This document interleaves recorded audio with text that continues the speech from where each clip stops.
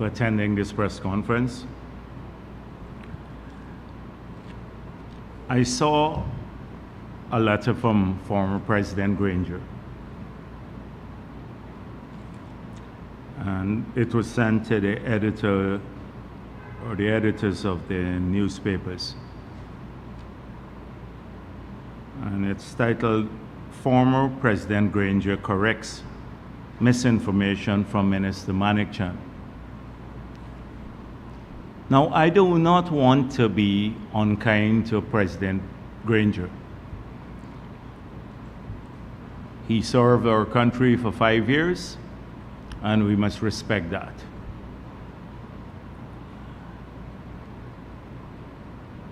But clearly, from the tone of his letter and the content of the letter,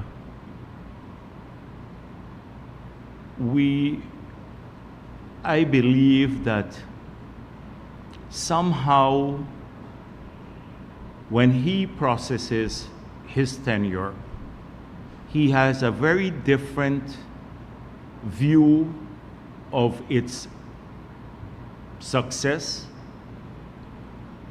than when we process the measures that he implemented in the 5 years that he was president. And so clearly there may be a misunderstanding of how we process things. And I want to, in a respectful way, address this letter and also many of his policies that were put in place under the APNU AFC government. So President Granger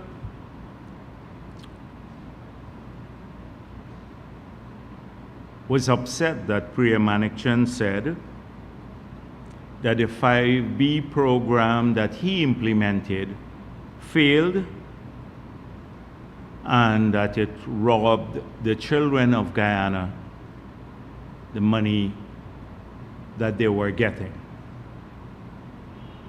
So why did Priya Manikchand say this? And she's not the only person who have said this. I've said this several times on the campaign trail in 2020, and I've repeated this assertion. So in 2014, there were 167,000 children in public schools who were receiving a $10,000 grant.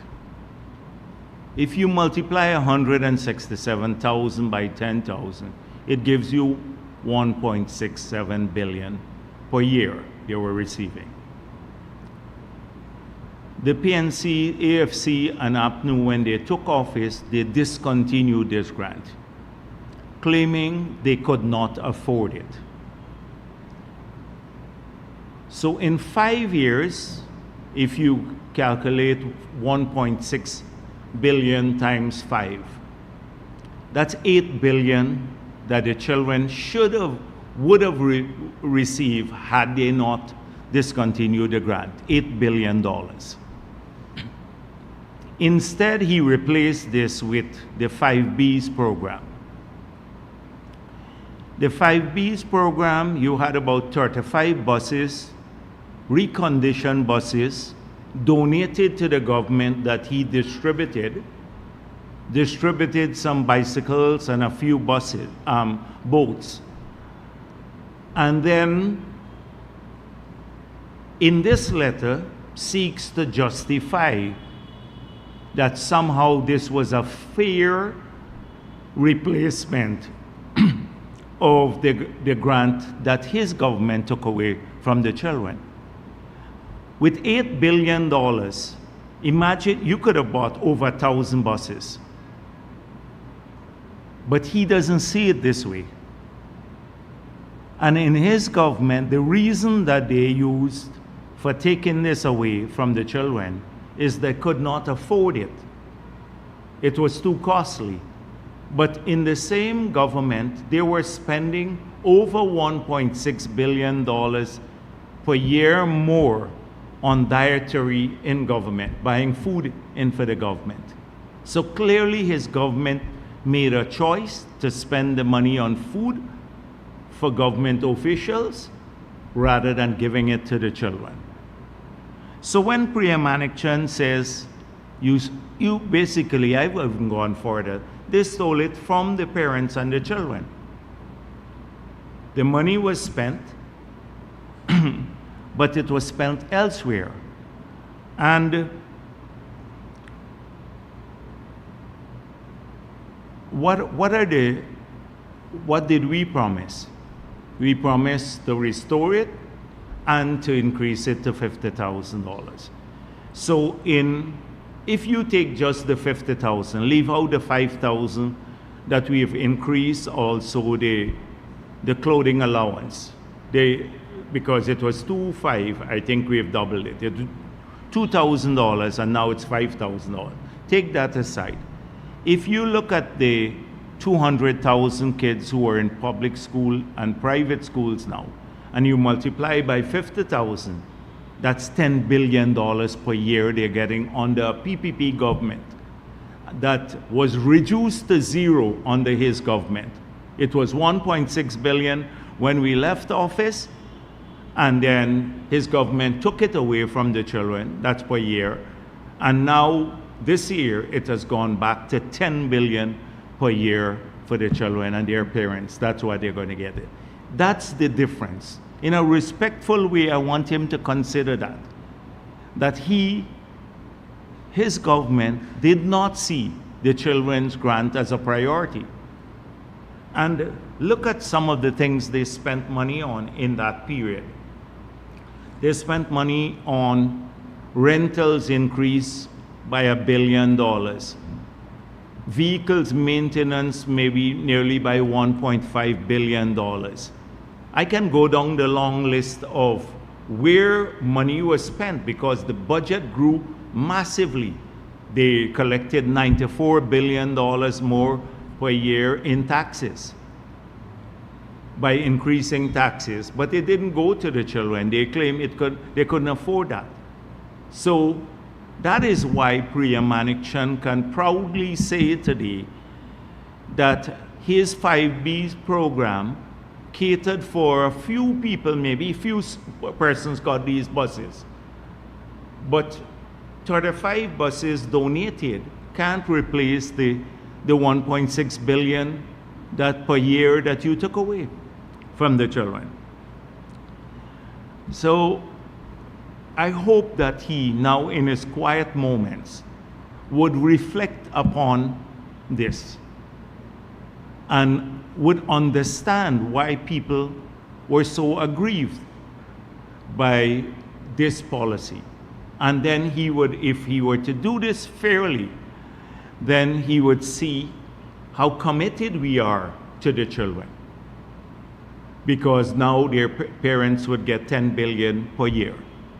The second thing is he would recall that he promised on the campaign trail in 2015 to engage young people and to have many jobs created.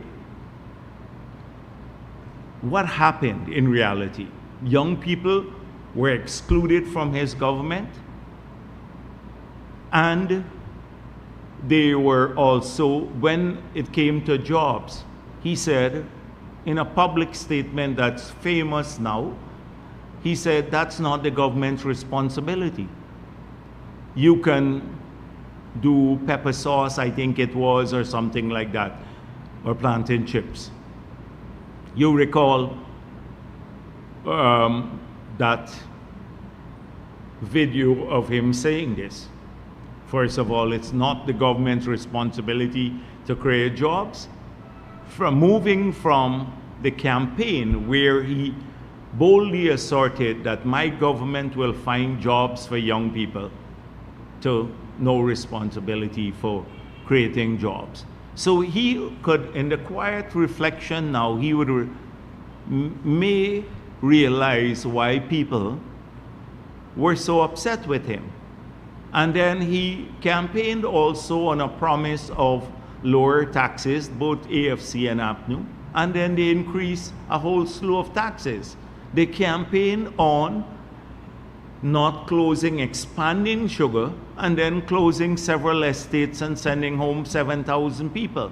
He campaigned among the miners vigorously that he will assist them in numerous areas, and then increased a whole slew of taxes on the miners.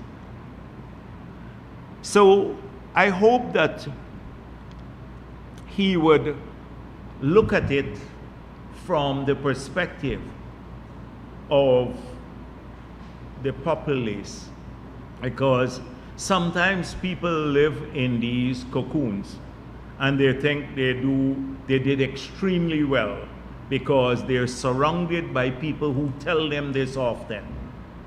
They don't go out on the ground like we do, like President Ali does almost every day. And he gets feedback directly from people on the ground where they can criticize you. Like we go to community meetings and we get this all the time. You get an unfiltered feedback.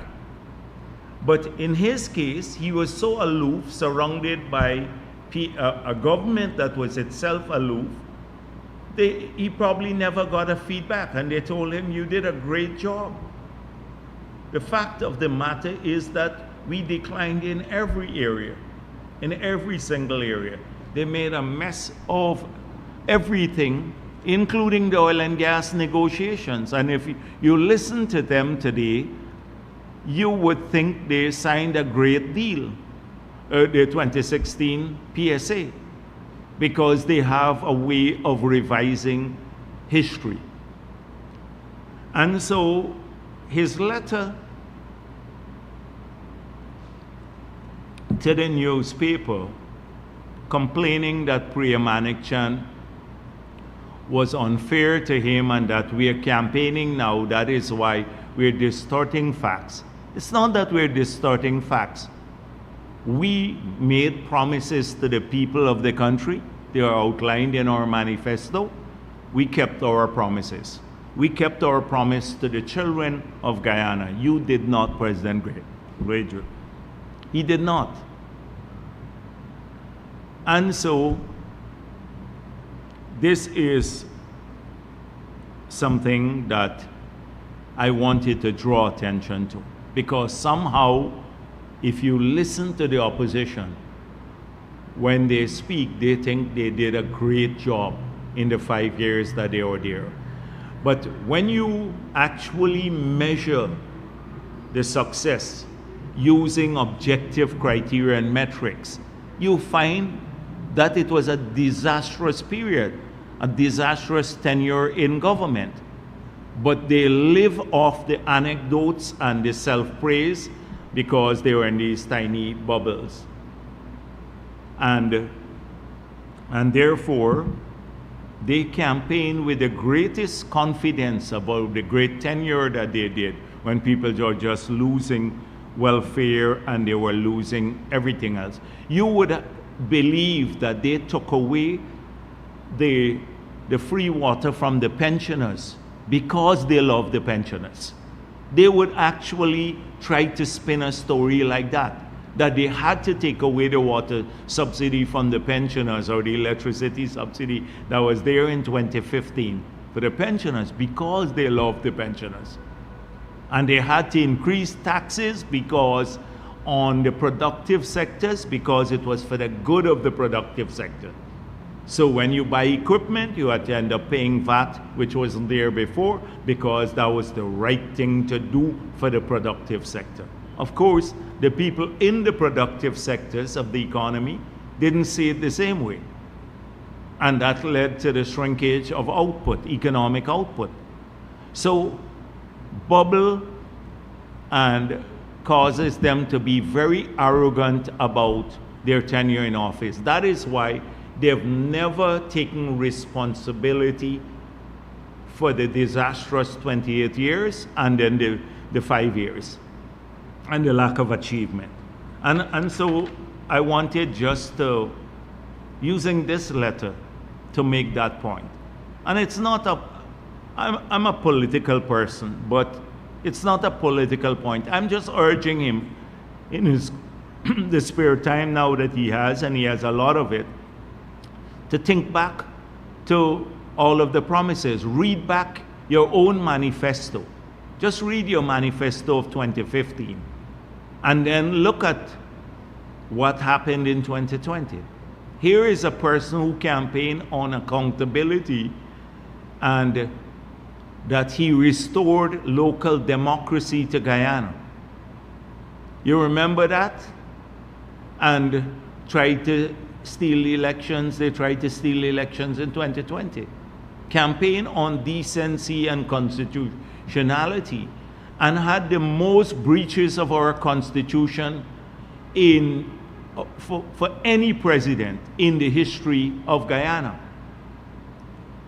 And I'm not speaking about minor breaches. I'm speaking about egregious breaches of the Constitution, like the unilateral appointment of the chairman of GCOM, moving away not from a clear constitutional provision, but from also 25 years of practice and common understanding between all the political parties in the country.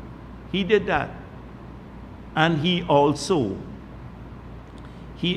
then violated a clear provision of the Constitution, kept his government in place almost a year after it should have held elections and demitted office by reinterpreting the clear provision that says if a government falls in a no confidence motion, you have to hold elections within 3 months.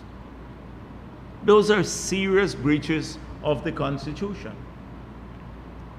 So I hope that he spends some time on this.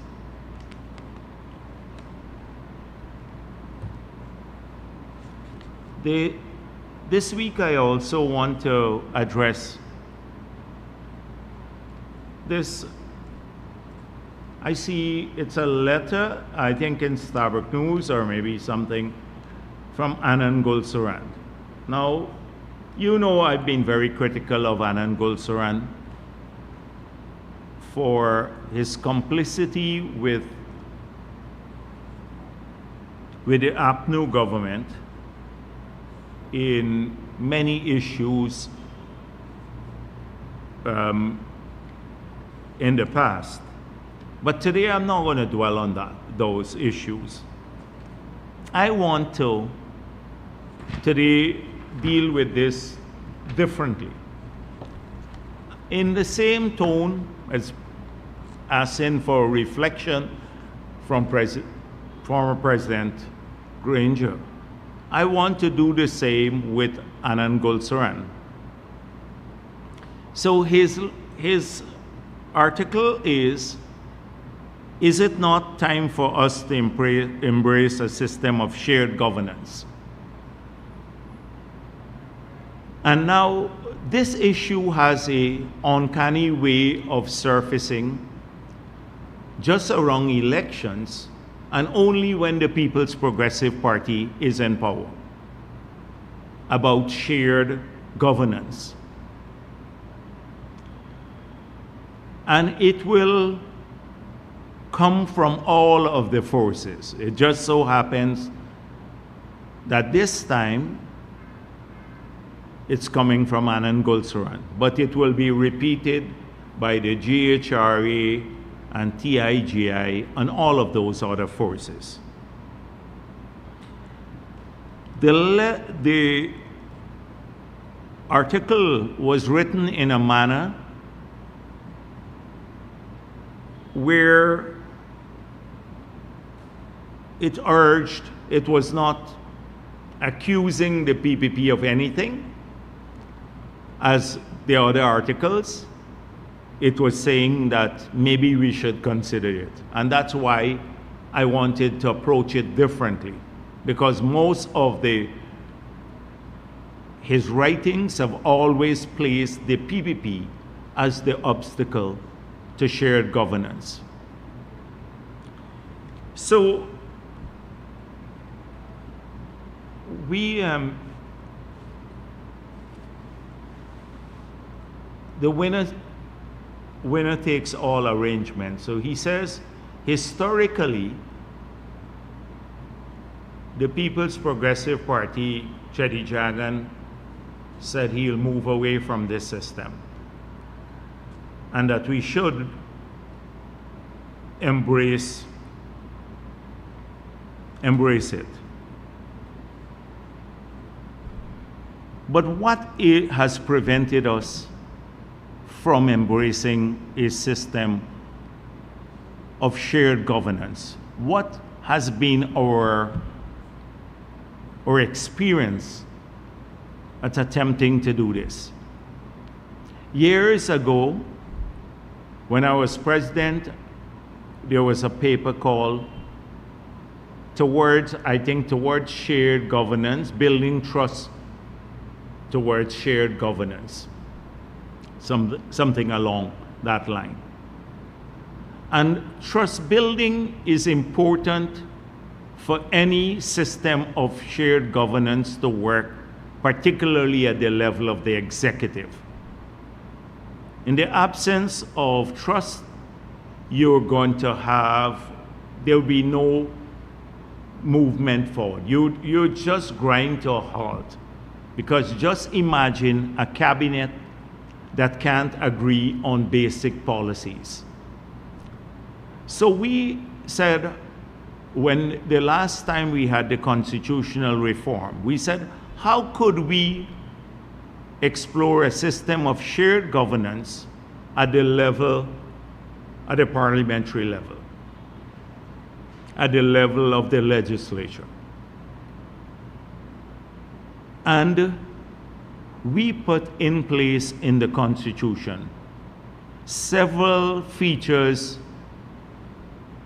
that shared power at the level of the legislature, which vastly differentiates us from the Westminster model practiced around the world, which is the winner-takes-all model. So if you explore what these are,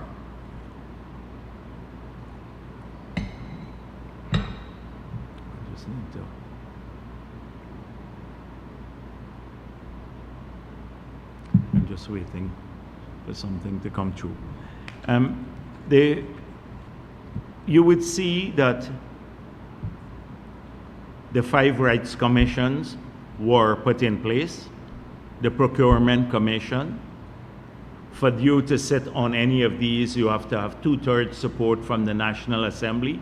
No political party has 2/3 of the votes in the National Assembly, so it required collaboration to put together these commissions. We then, the 4 service commissions we put in place, I've dealt with this before.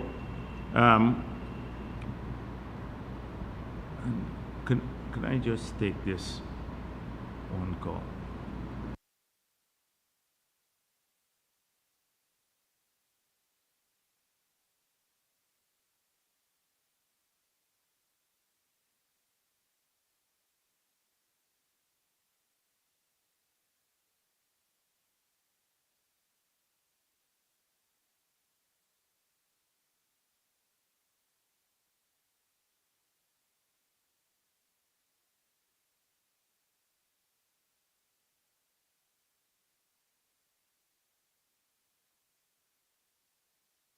So I'm not going to today explore all of the methods that we've put in place, because they serve the Rights Commission, the Procurement Commission, the 4 service commissions, the Parliamentary Management Committee with 5 chaired by the Speaker. Before that, it used to be only the executive control the Parliament.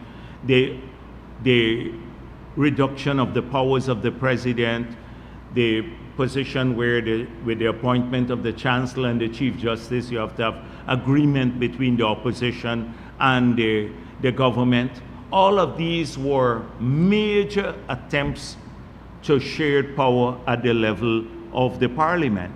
even in the management, we put in place, apart from the Service Commission, 4 sectoral committees that would review government's policies in every area, in social services, economic services, foreign affairs, and natural resources. And we decided to rotate the chair of these sectoral committees in the parliament, unlike even in the US system, where the majority group in the parliament, the majority group, is that internal? The majority in the Congress in the United States would chair all the committees. We rotate the chairmanship. Nobody speaks of this. This is, you show me a country where they have gone to this extent to include the opposition or to give the opposition a voice. We have a unique constitution, and many of the measures that we put in place are not in the constitutions or the laws of most Commonwealth countries, because we recognize the need to share power at the level of the legislature, and that's being done now.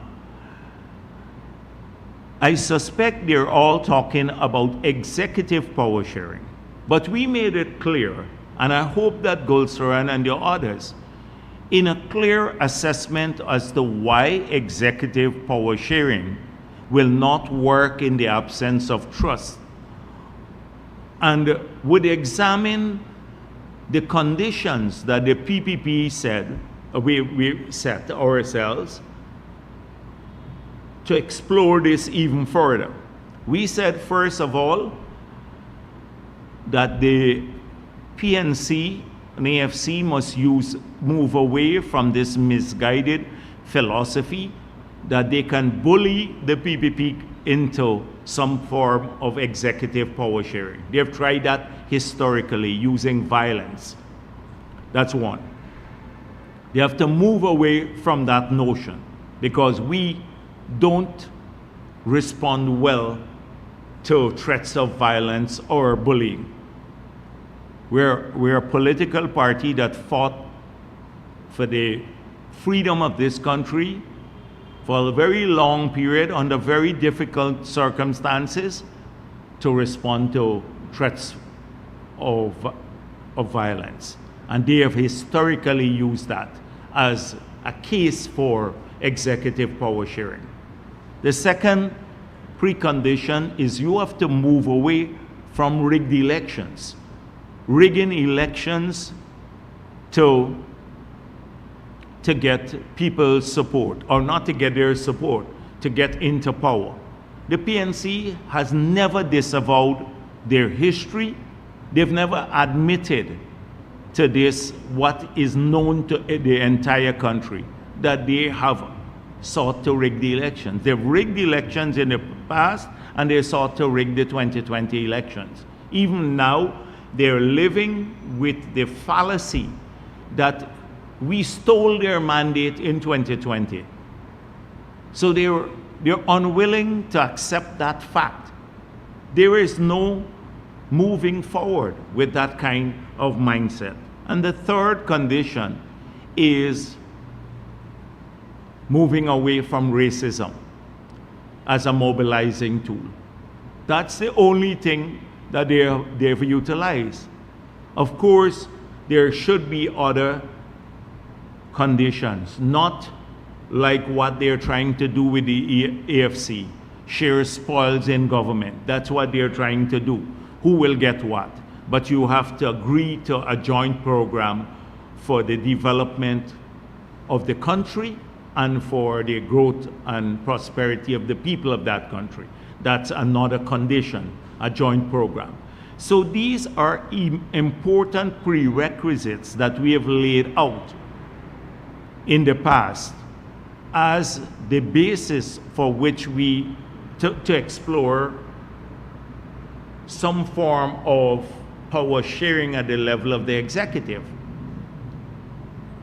to explore that.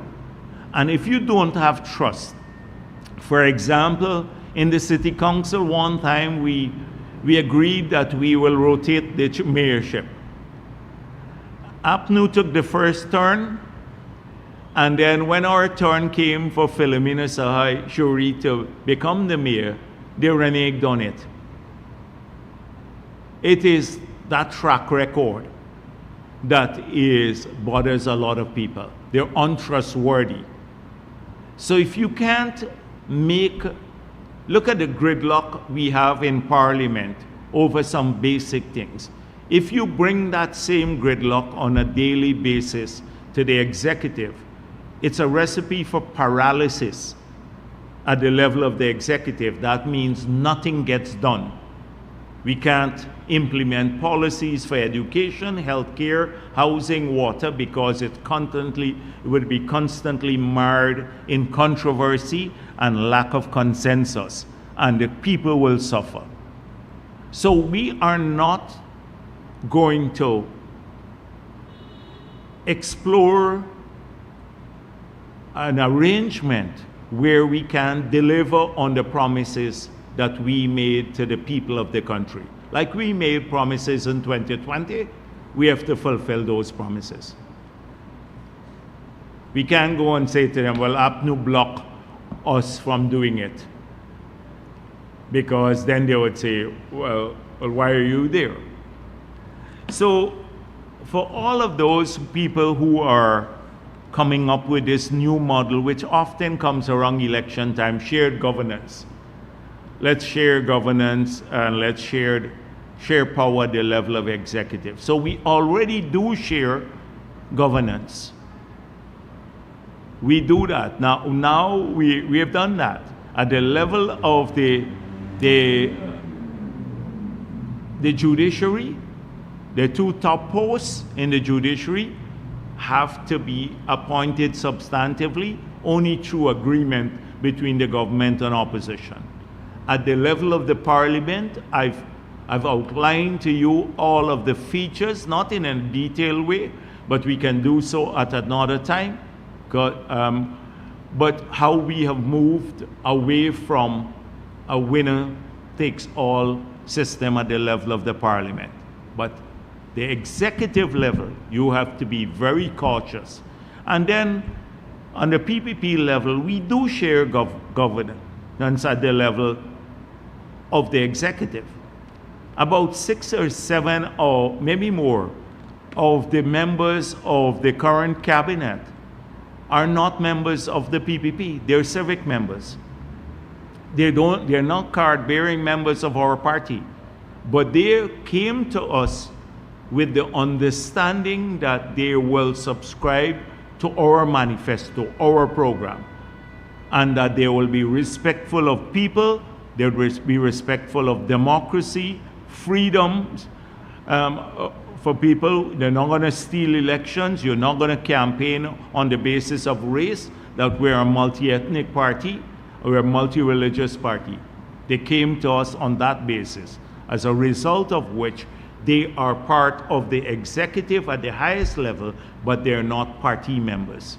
So we do practice some form of power, shared governance at that level, but it's on the basis of people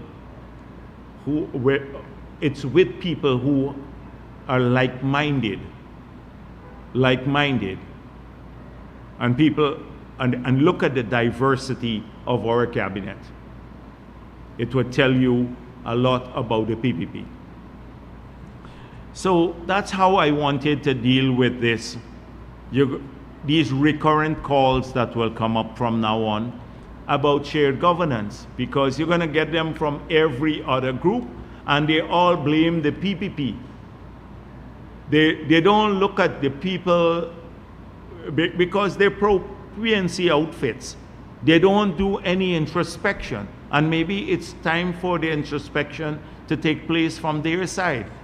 Why would anyone want to share power with executive power with a political party that is racist in its outlook, or that pushes violence, or steals elections?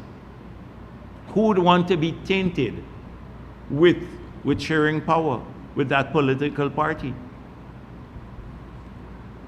So again, a call for introspection. Maybe we can use Gulsaran's letter to address that matter. So Mr. Norton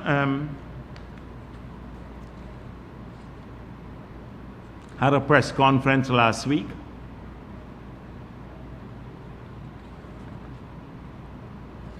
And there are three things from all of the talk that I don't know how long he spoke here, but clearly less than what I do at my press conferences.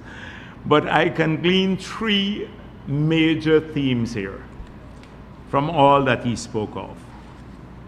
He said that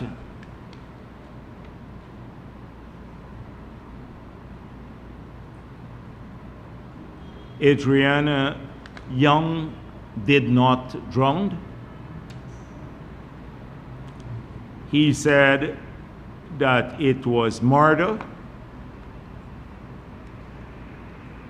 or maybe that's the reporter, but he didn't disabuse. He said that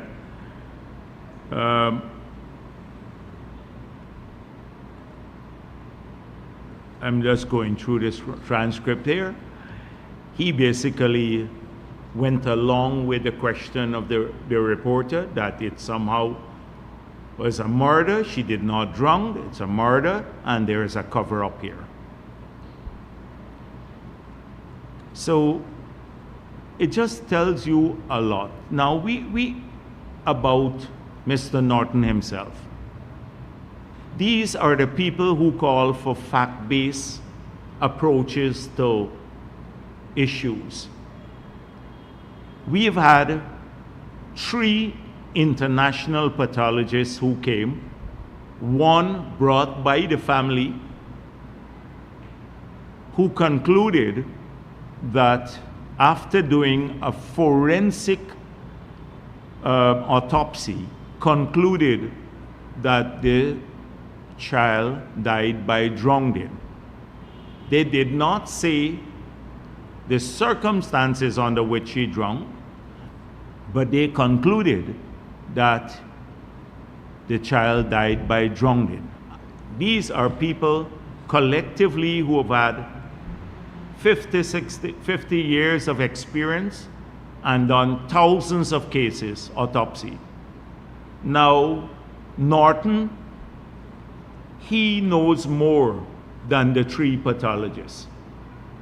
He concluded it's not drowning. He did his own autopsy, and he concluded that the child did not die by drowning, contrary to the report from the 3 pathologists, including a pathologist brought by the family themselves.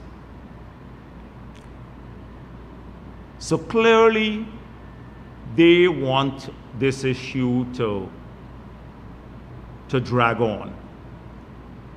It's in to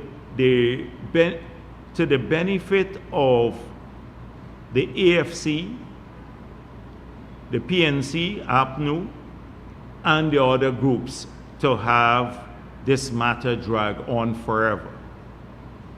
It suits their political purpose. They have no sympathy for this child.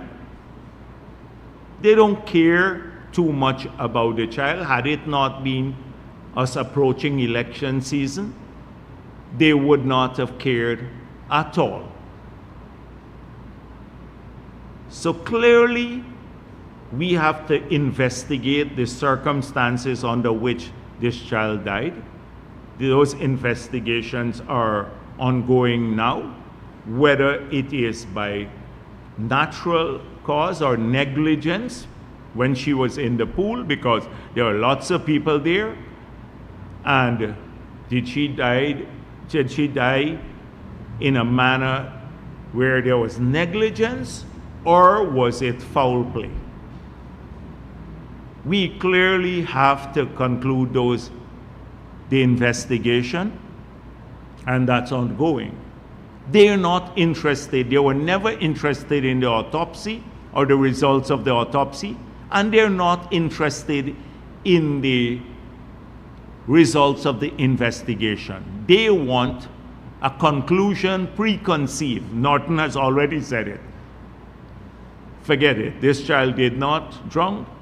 And I suspect if 1,000 pathologists say that, including their own pathologists, because they brought in their pathologists, they're not going to be satisfied with this because it doesn't suit a political objective. So why do they need to prolong this issue? Because prior to this child dying tragically, and even now, nobody has been paying any attention to the PNC and AFC, APNU and AFC, because they don't have any achievements and they don't have anything to campaign on.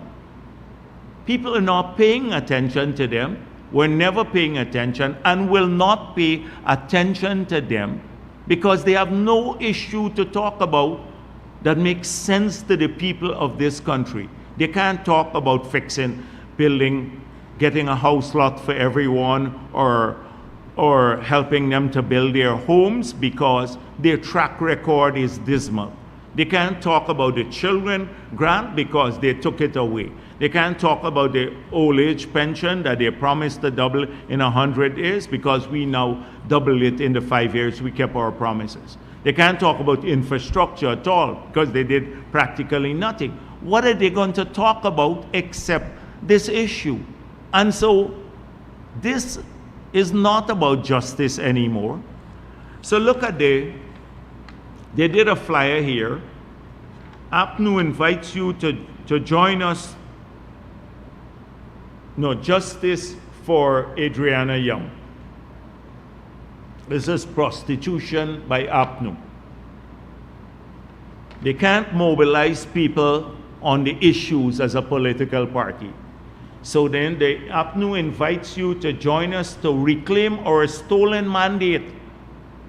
The stolen mandate that we stole the elections in 2020, so they're reclaiming their stolen mandate and demand justice.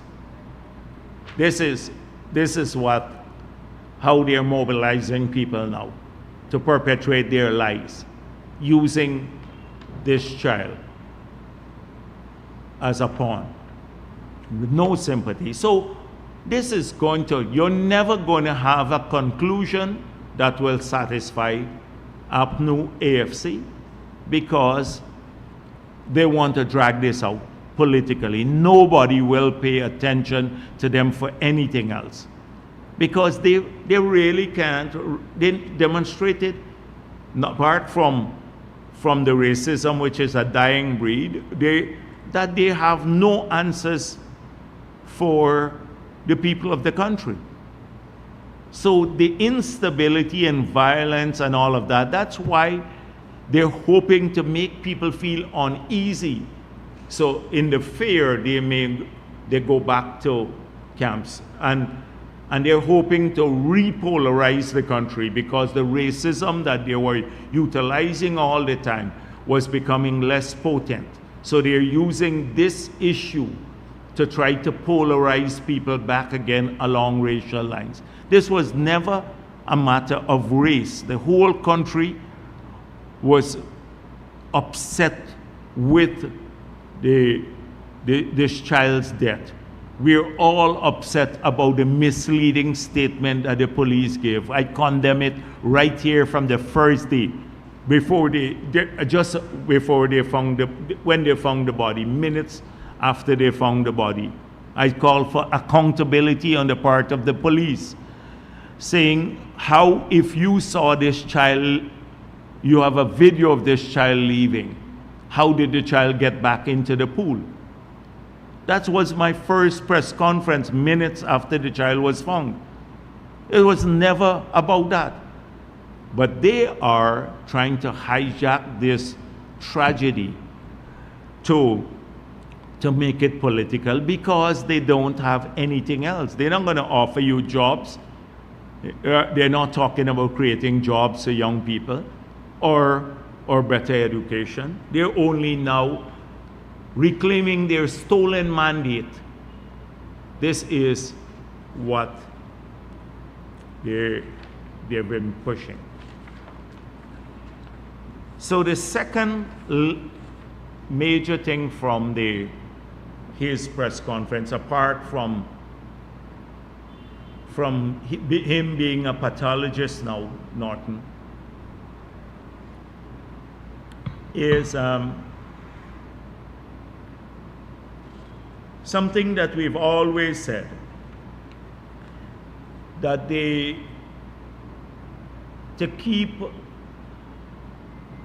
could be a link, and there is a link between the PNC, AFC, and the Mohammeds. So when asked several times by, I think it was Dennis Chabrol, to disavow working with the sanctioned individuals, he refused to do so and tried to obfuscate the matter by painting hypothetical scenarios. What happens if the sanctions are removed? So we have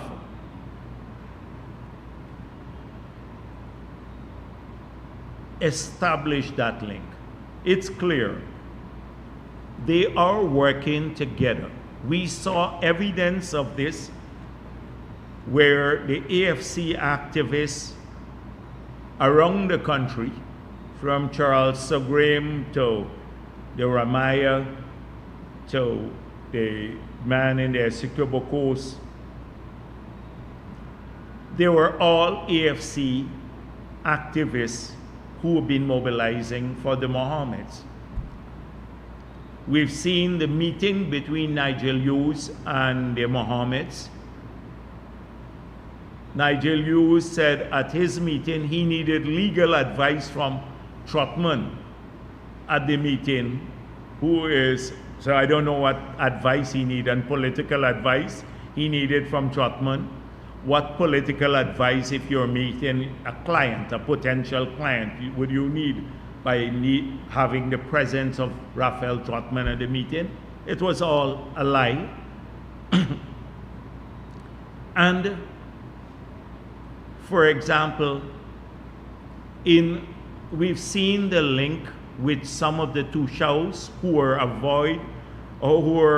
avowed PNC members. They're the ones organizing, not the people there. The people in these communities don't care too much for the Mohammeds. They don't even know who they are. So they're mobilizing on the ground for the Mohammeds. There is a link. And so it's quite clear. Norton let the cat out the bag. He said, no, I'm not going to say no, never. But they're already working together. So this is a revelation. I must commend the reporter who pressed him. So because this is very, very important. You're going to see denials on their part again. But I think the people of this country are smart enough to know a donkey when you see it. You can't fool us because we've all seen donkeys. Maybe some people have not. If you live maybe in an urban area, I don't think everybody has seen a donkey. But we know a donkey when we see it. And this connection and the backroom deals and all of that, it's been going on. So then he said, the third thing, they will win the elections. with AFC or without AFC. And you know my view on that. He needs serious medical attention if he actually believes that. But apart from that, he called me a yard fowl. I was a yard fowl and all of that stuff like that. Norton is the sophisticated poultry. I'm the yard fowl. He is sophisticated poultry, yeah. And very intellectual, these AI kind of things here, in an AI way. I saw he is clueless about ring fencing. Somebody needs to tell this man, explain what ring fencing is. Even Kite Show News had to lecture him on ring fencing, which is a stretch. He didn't know he didn't understand the concept. And this is our sophisticated poultry that we're dealing with, who is the opposition leader. So I just thought I'd deal with his press conference, and then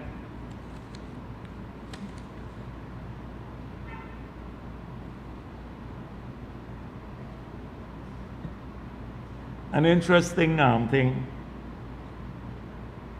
No, so we asked people to submit their ideas for our manifesto.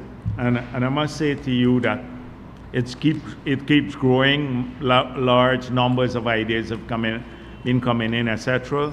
As of earlier this week, this is what we have so far. All of these came from different people.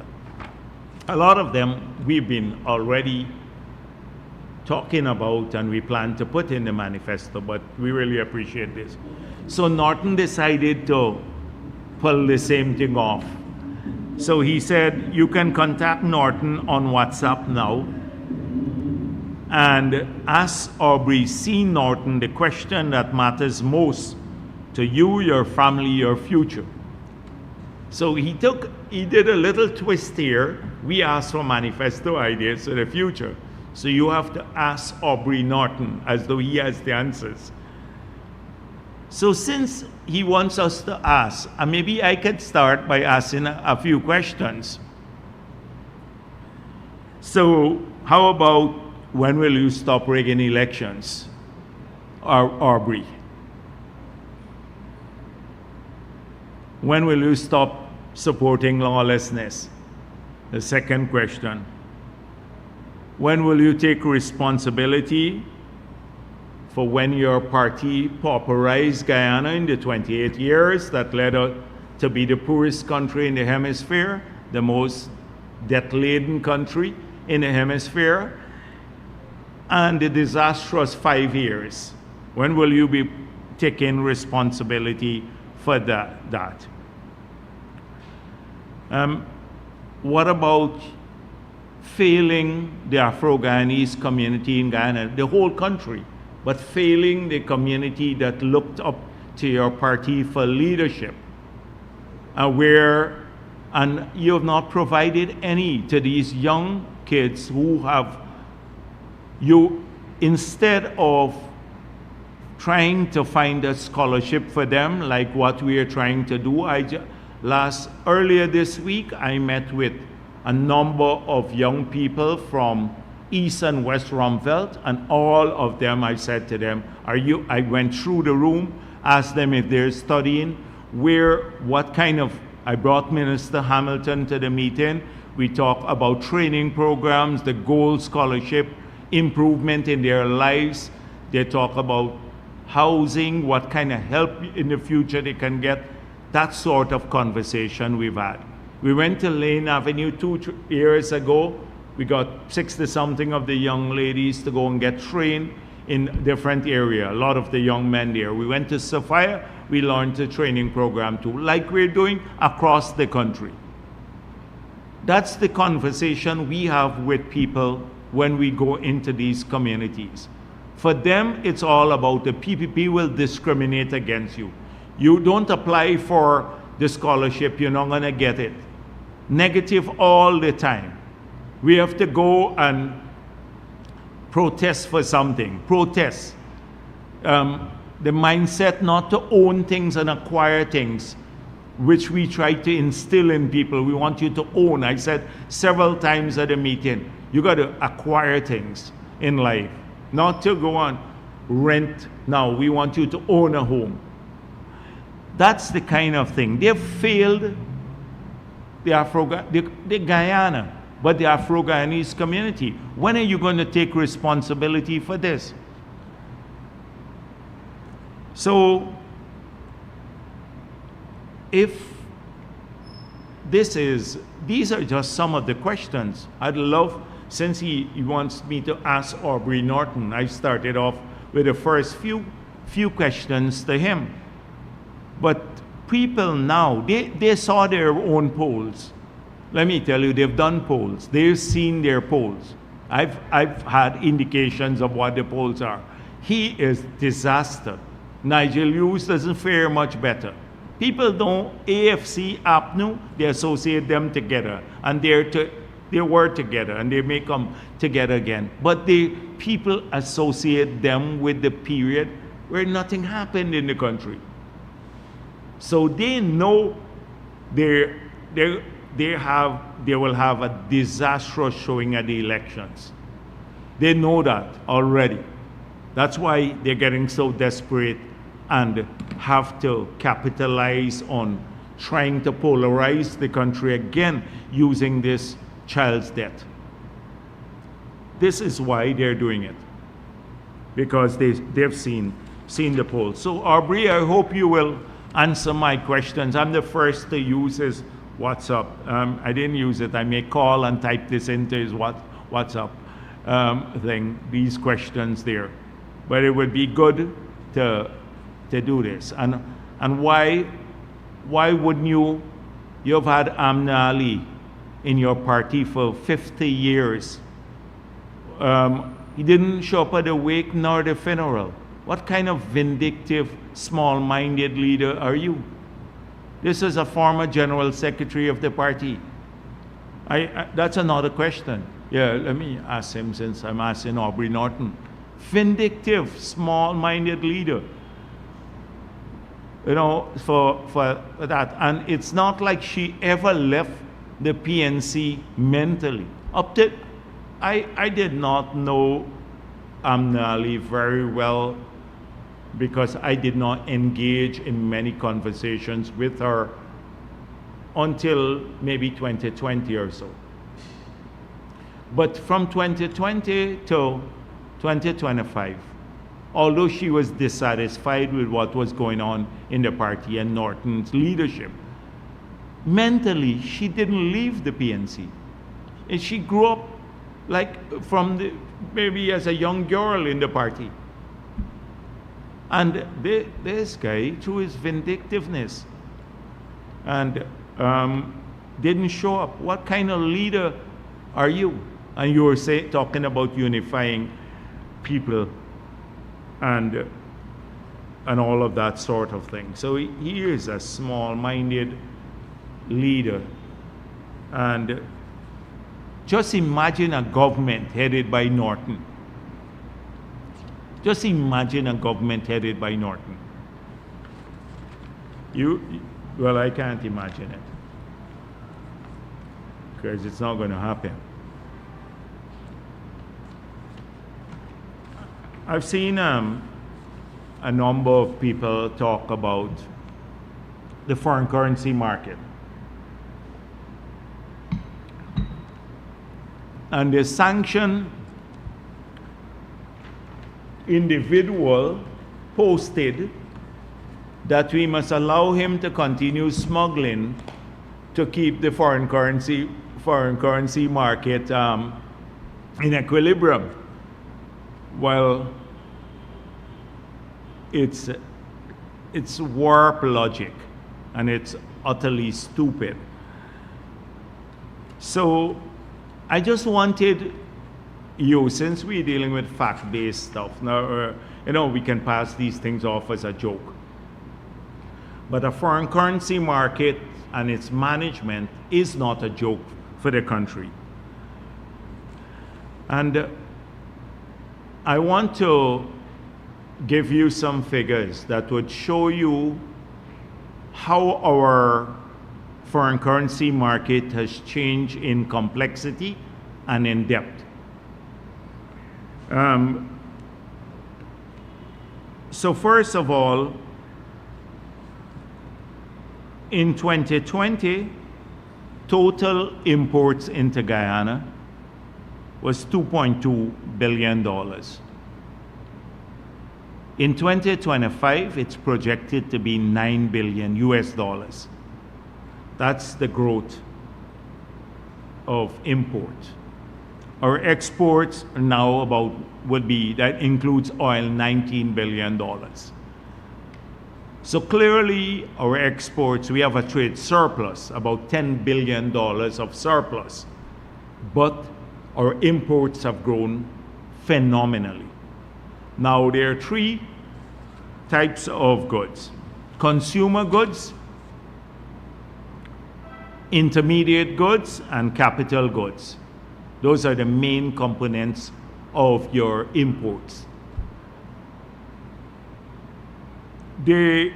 On consumer goods in 2020, we were importing $496 million.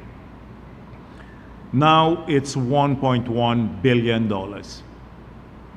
So consumer goods, this is stuff that people buy and stuff like that, has grown by over 100%. Intermediate goods was $1 billion, and now it's $3.1 billion. Now, intermediate goods is good for a country when you have a great or higher levels of import of intermediate goods, because it means that you process that into final output. It speaks a lot about the level of economic activities in the country. And then capital goods have gone from $690 million to $4.7 billion. So clearly you have seen that the foreign currency to support imports now, if you take all of it, but just look at maybe consumer goods, take out intermediate and capital goods. Consumer goods alone has increased by $600 million US dollars just for consumer goods over the past 5 years. And when you add the others, you're talking about nearly a $7 billion increase in total imports. So you have to find a foreign currency for all of this. As I made it clear that the central bank has the capacity to intervene in the market when necessary. But the market has not only changed in depth and complexity. There are some new features of the market. For example, historically, capital goods, very little capital goods were financed from our foreign currency market. It used to be mainly consumer goods and intermediate goods. But our capital imports have grown from $600 and something million now to over $4 billion. So it means we're financing a lot of capital expansion in Guyana.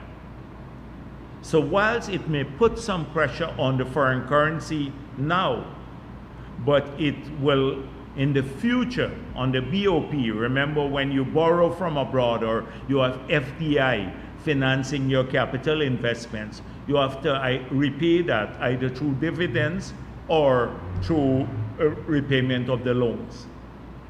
So in the short term, it puts pressure on your BOP and your obviously your exchange rate, but in the long term, it could be good.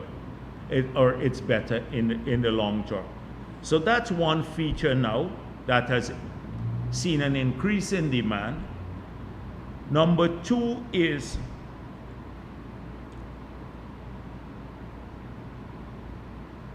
the Trinidadian demand. So this is happening through several places, and we're looking at this now. You know, in Trinidad, it's practically impossible to get foreign currency in that market. People don't write about that.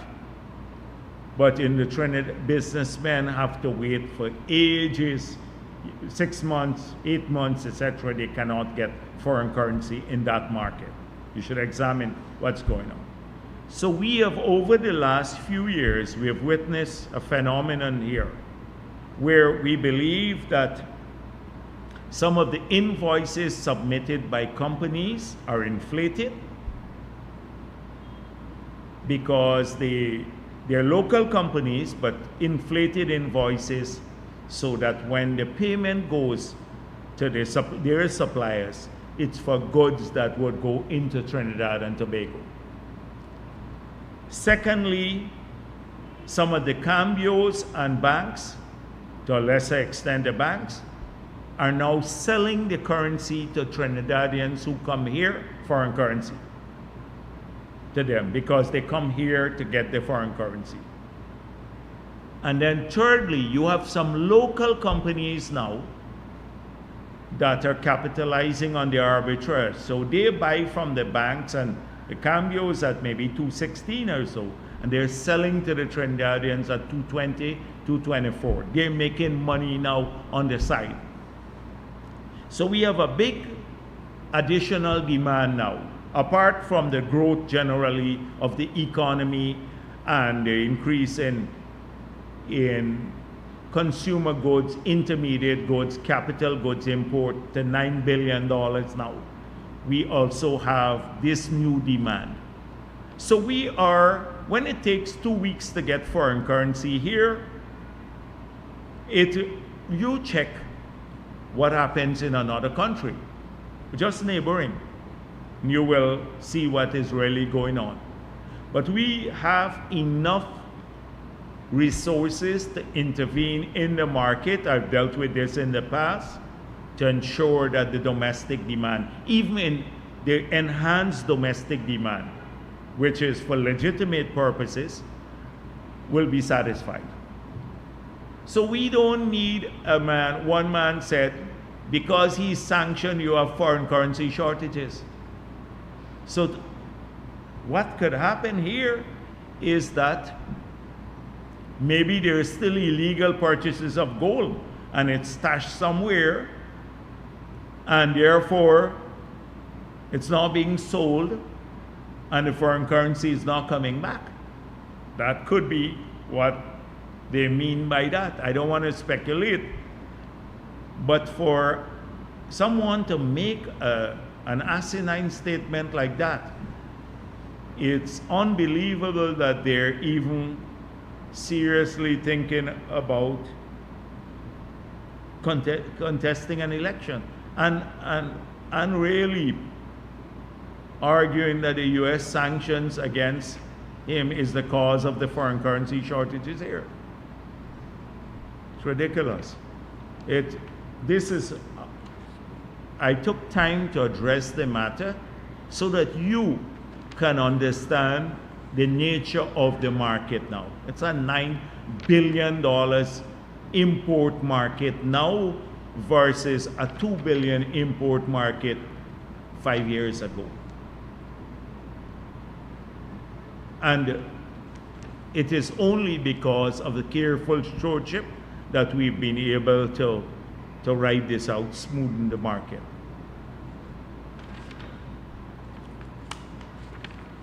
You can get these figures anywhere. And I hope people who are writing about this do it from a fact-based perspective.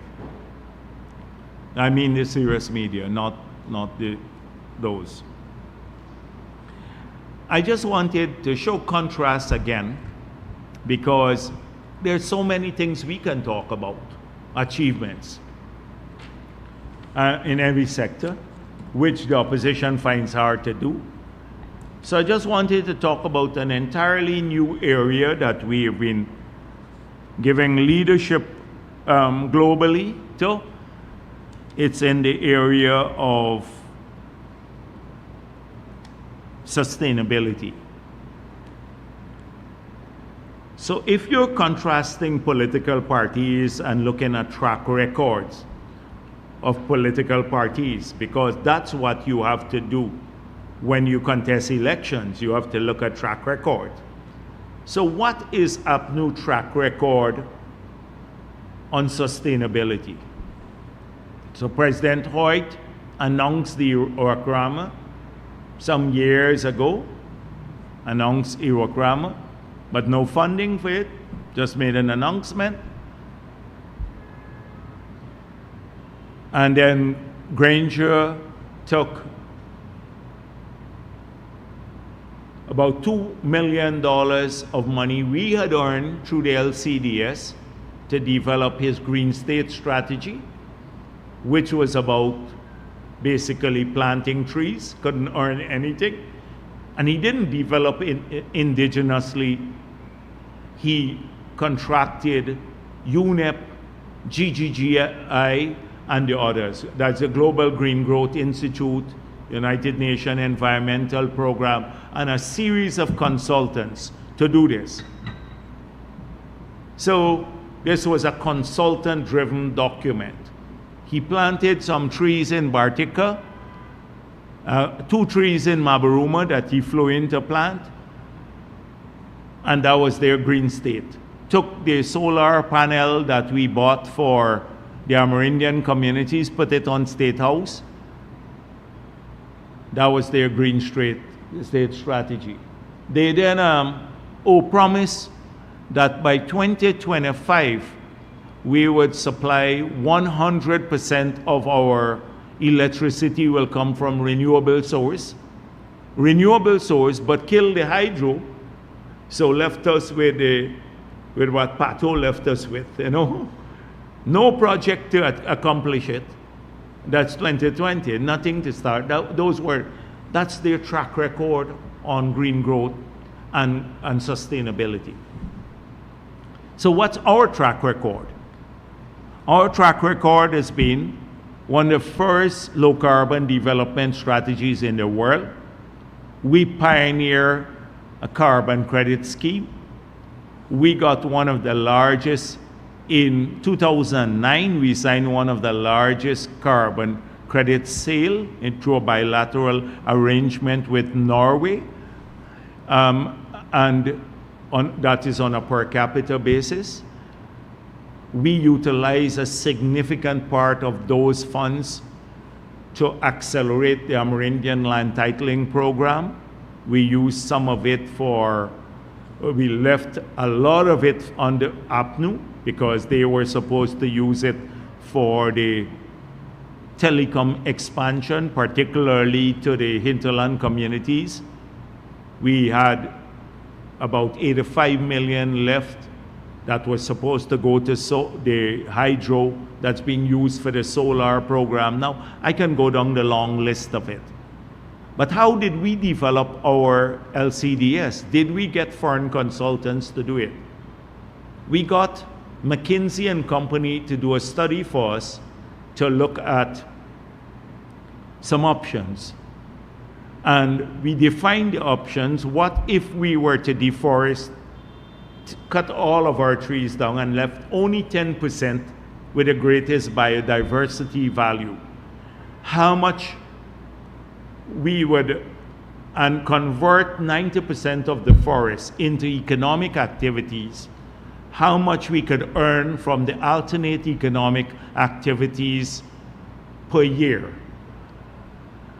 And we said we came up with an equity of about a return of about between 500 million per year to about $2 billion.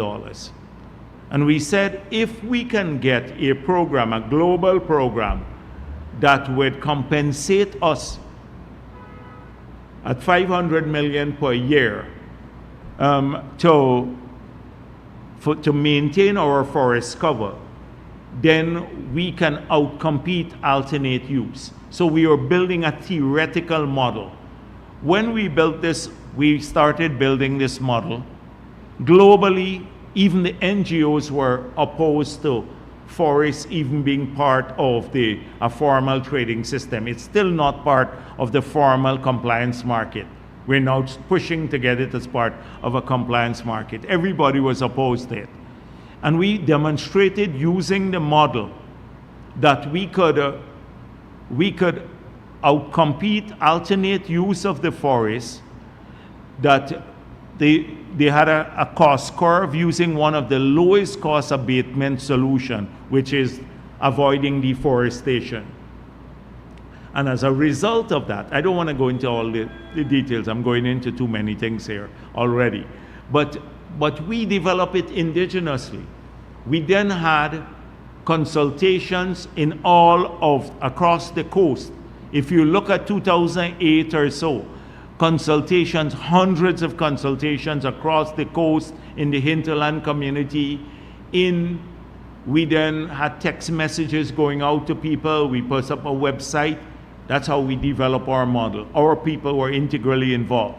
We set up a steering committee that I chaired that involved young people, the women, the indigenous people's organization, the people in the forestry sector, the miners, and we met once a month to ensure that we move forward on the model. It was an indigenous Guyanese effort, and we came up with a product that is still now used as a model many parts of the world, because we did it on a sound theoretical foundation, and we demonstrated how forest carbon or avoided deforestation or reducing the rate of deforestation can be one of the biggest, lowest cost solution for climate change, because deforestation and land degradation still contributes about 16% of greenhouse gases. We did this all on our own. This was a PPP developed model, but with the help with a lot of local people. We earned from it, and we utilized the money for Ghana. We came back to office now after 5 disastrous years where nothing happened. We then went back, started working again. We got the architecture for REDD+ transaction to certify our credits. It took nearly a year and a half through the COVID period. We worked at this. International certification, our entire forest, where we were the first country to have a jurisdictional scale certification. Our entire forest was certified. No country in the world had that. We then restarted a program for the sale of forest carbon. We got the carbon credits, 30% of our carbon credits sold for $750 million. It's the best deal now available in the whole world, because we got we got up to $20 per ton of carbon for forest carbon, when in the market now it's probably $2.50 some markets. Of course, even recently we sold some into the Courtier market, and we got some good prices, but small quantities. That we even went back to 2015, and we got what is considered a vintage credit from 2015 to 2020. We sold some of that too. So we had to pick up back from the lost years of the APNU, their inept years. That money now is, the Amerindian community's got $9.6 billion in the first 2 years of it, their 15% share, and the rest is going to transform our country, to keep it climate-proof, our country, right across Guyana.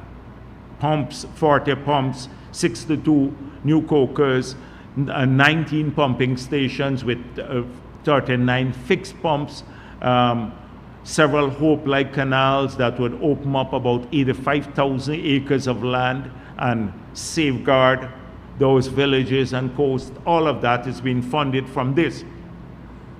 APNO has nothing. This is all because of an initiative of the PPP government. We've expanded the LCDS.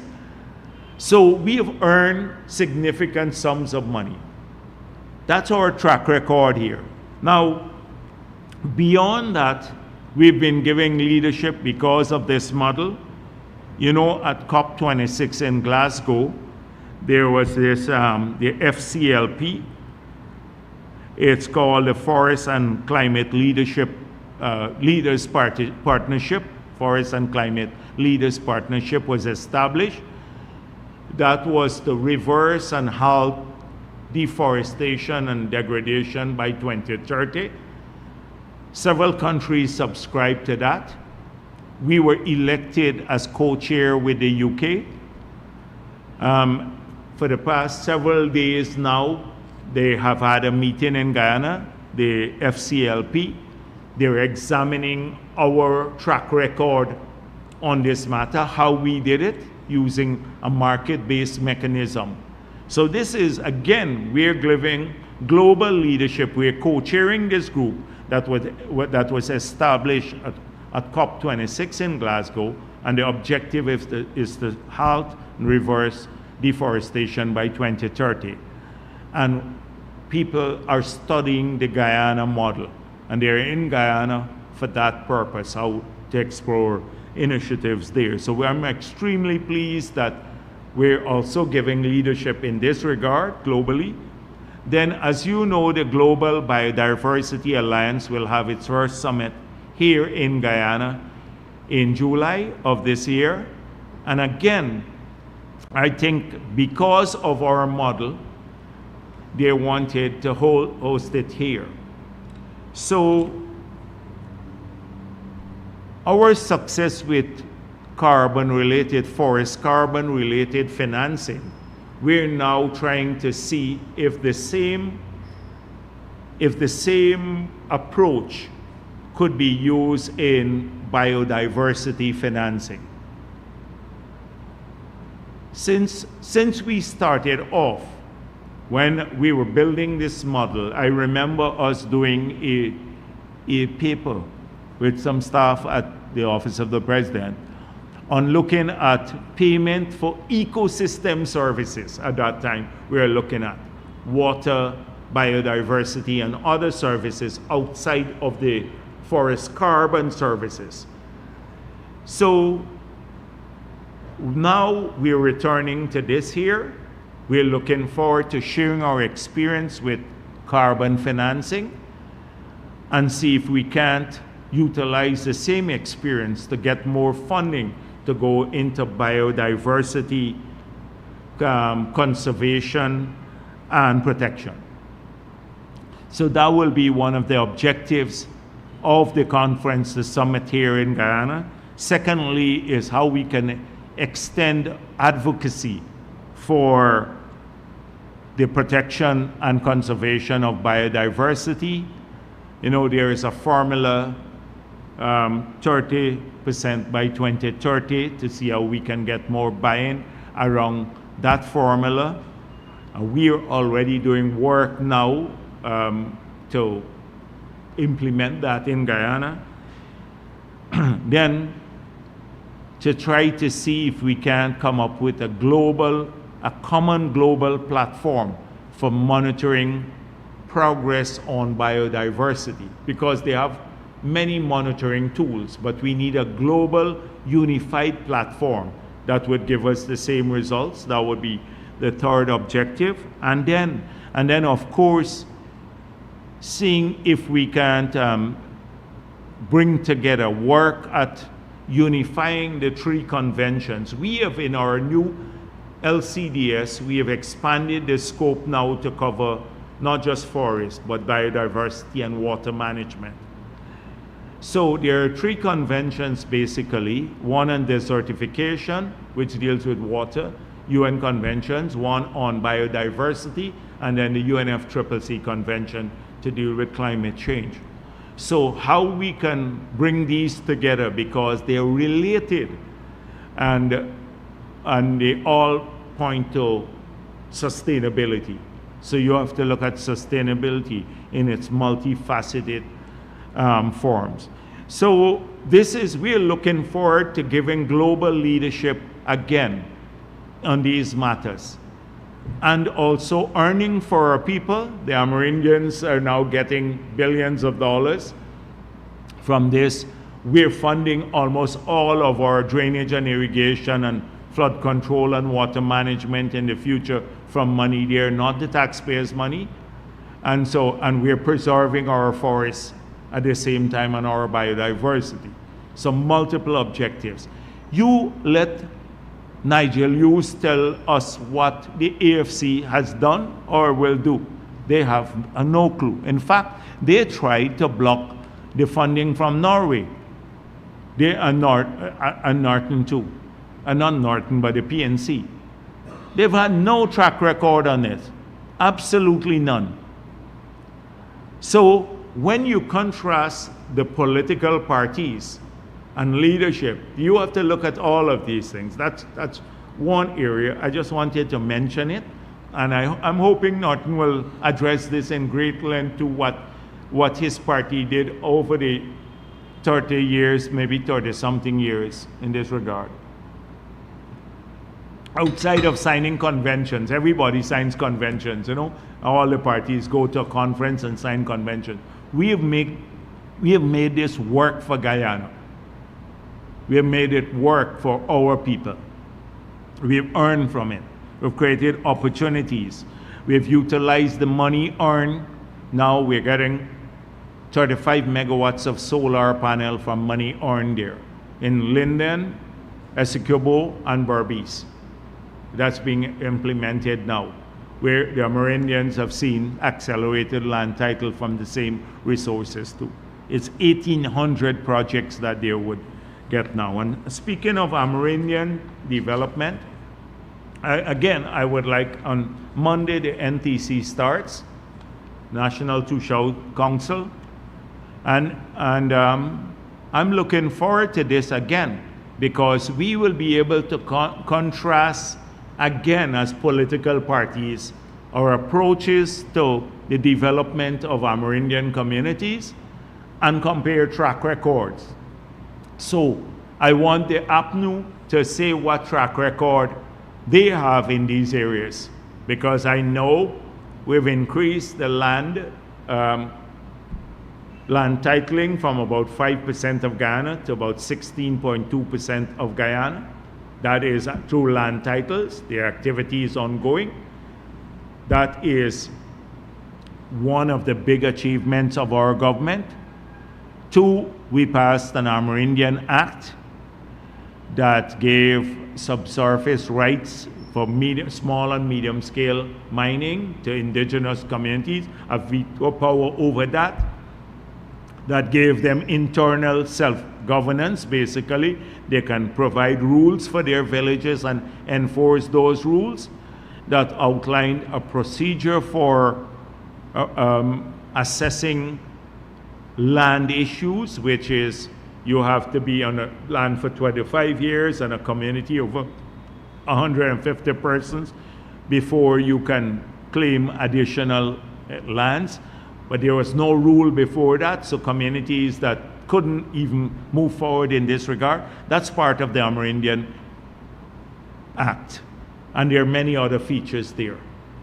We then, under the PPP government, we created an indigenous in the parliament, in the Constitution of Guyana, an Indigenous Peoples Commission that APNU tried to water down.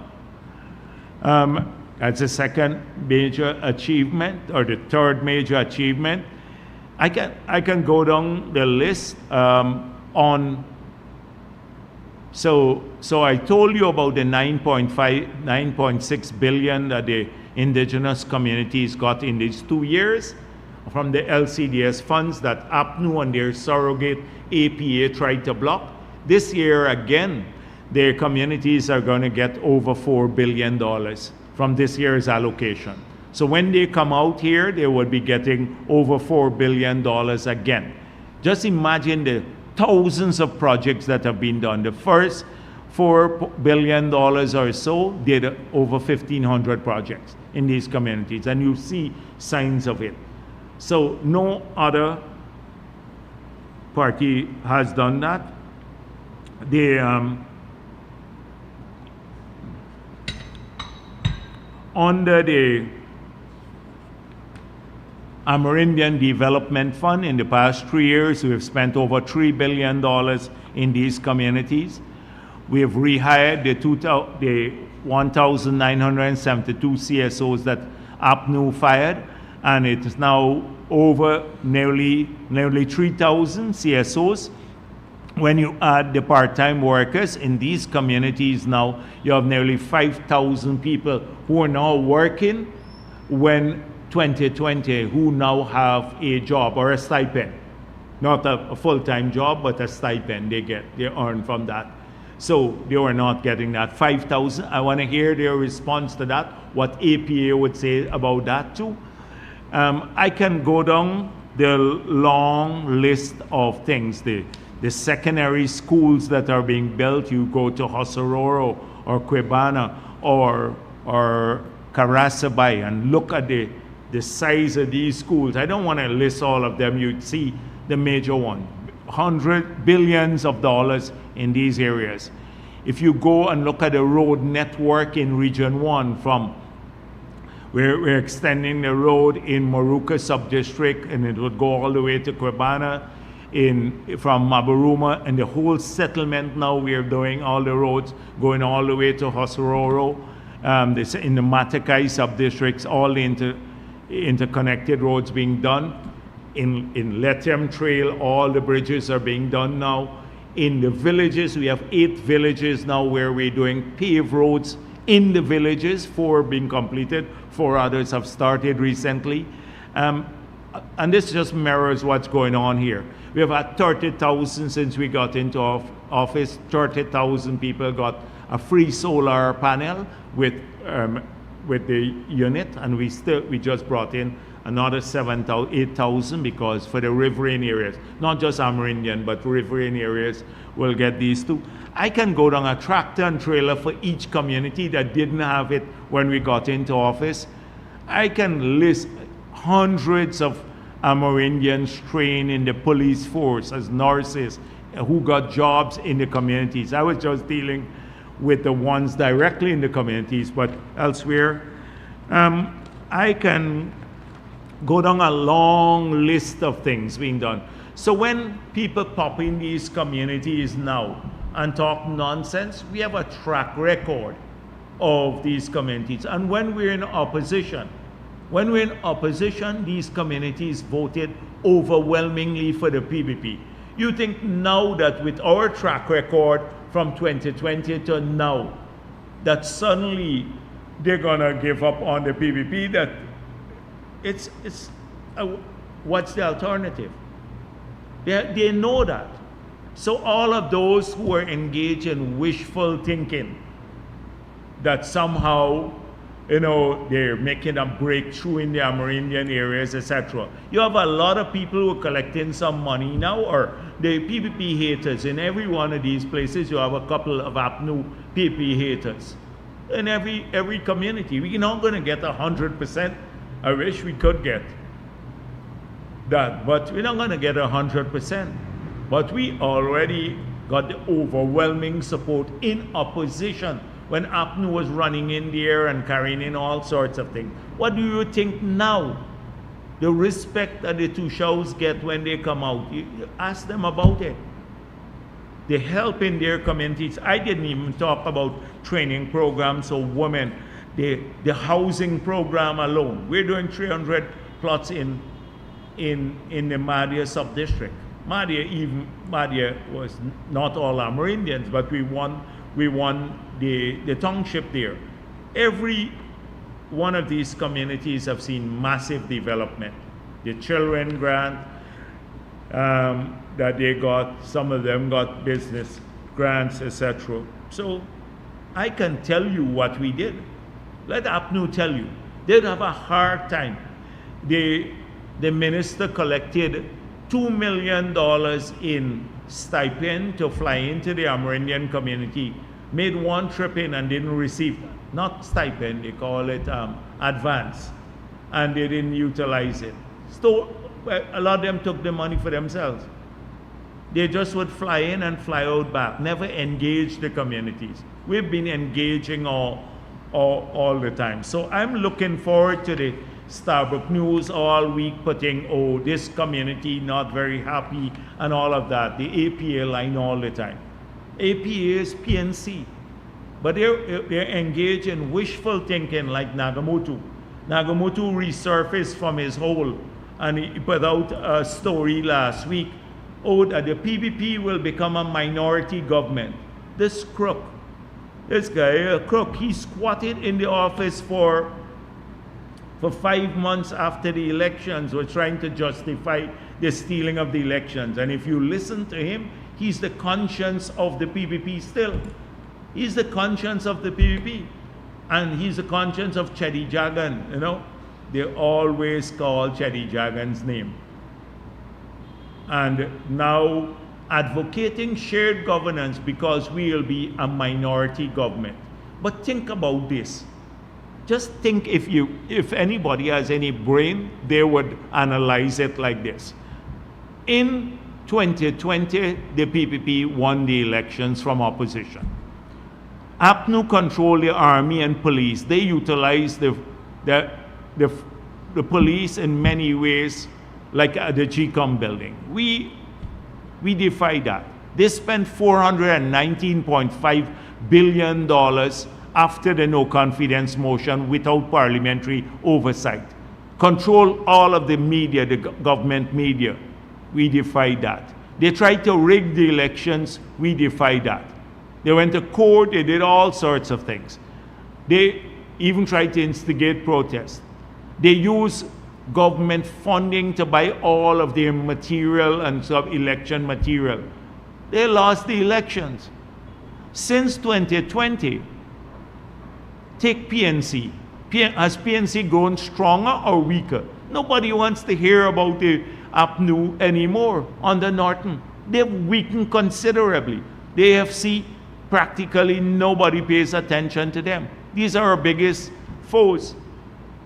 Or, well, opponents. Let me don't say foes.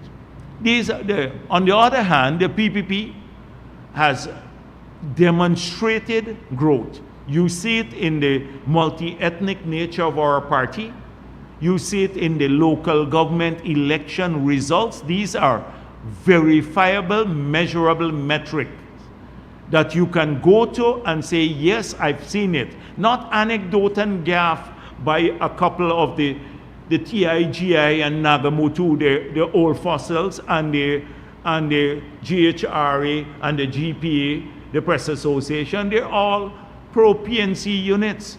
You're going to believe them? What are their metrics to say they're using to say that the PPP will be a minority government? It's nonsense. So if you analyze things properly, then you would realize that it's wishful they're thinking on their part.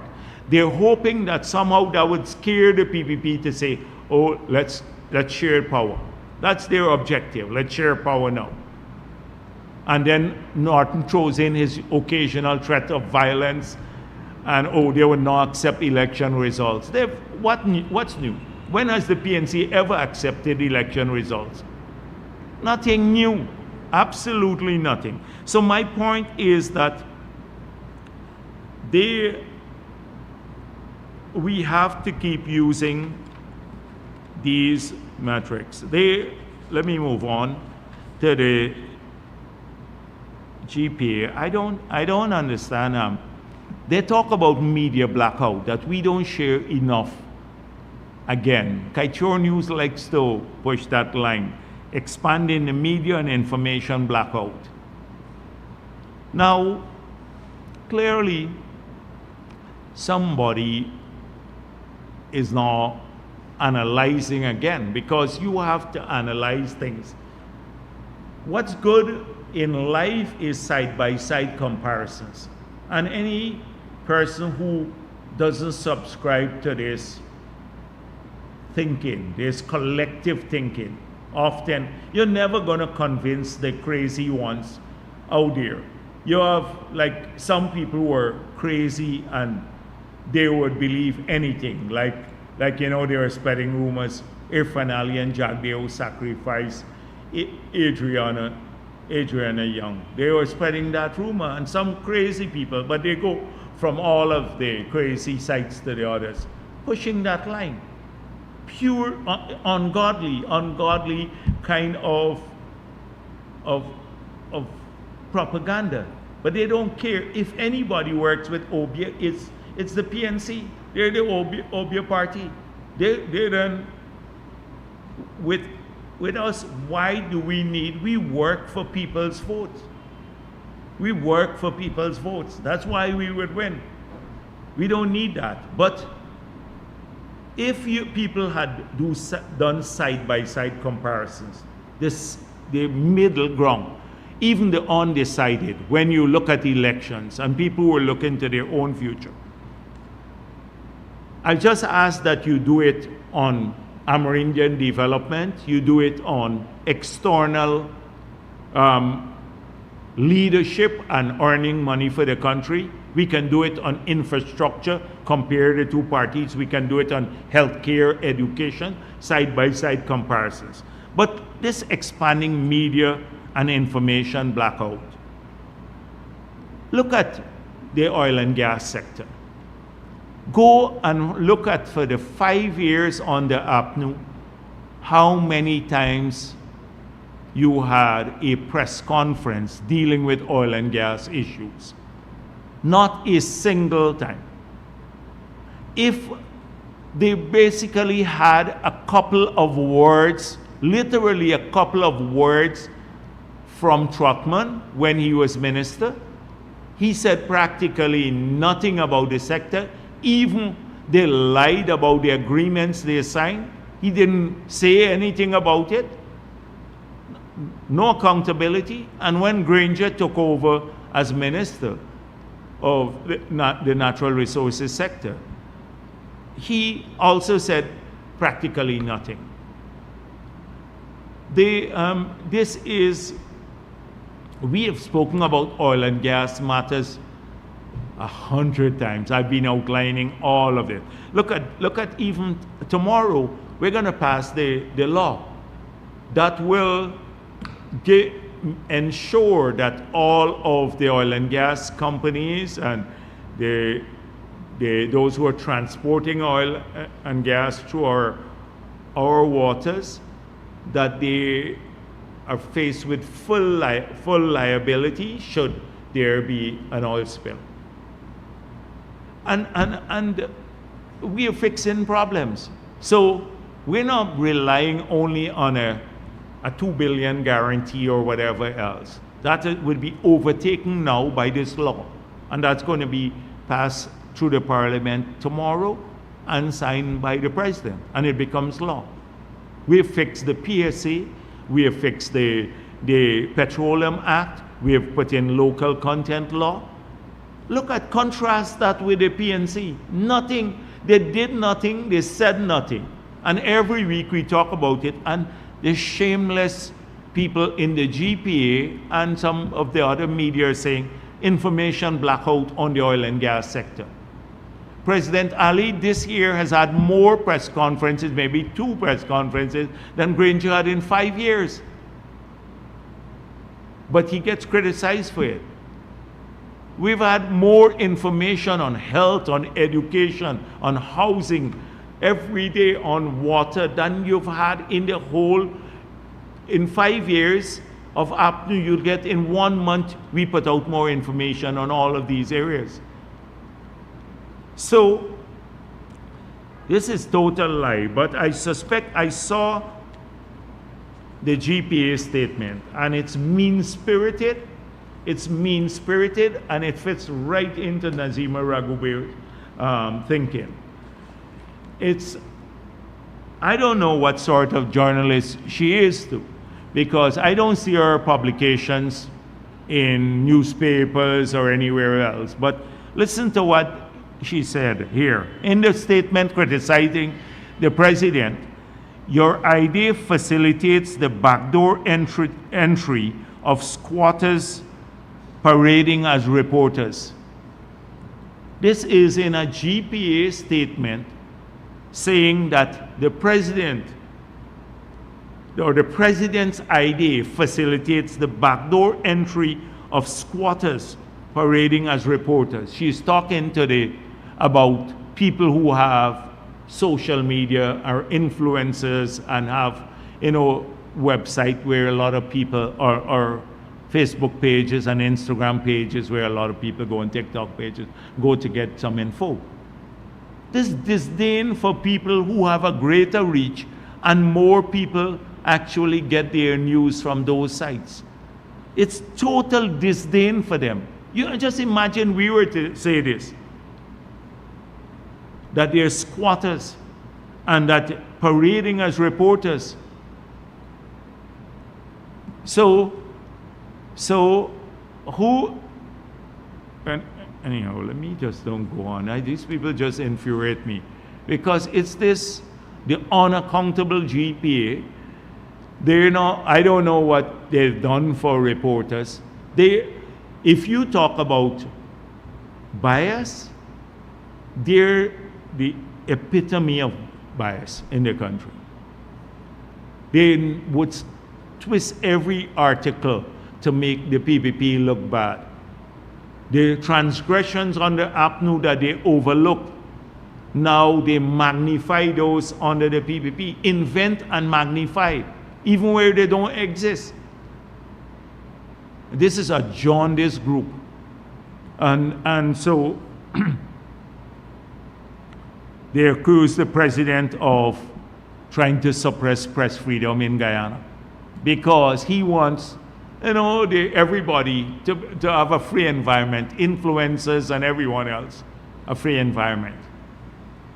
They're the ones who want to curtail people's freedom to source their information from whomever they want to. They believe they have a monopoly on putting out information to people, the public. And they also have a monopoly on getting public money, ads and everything else, regardless of how crappy their services are and how few people use them. This is the GPA for you.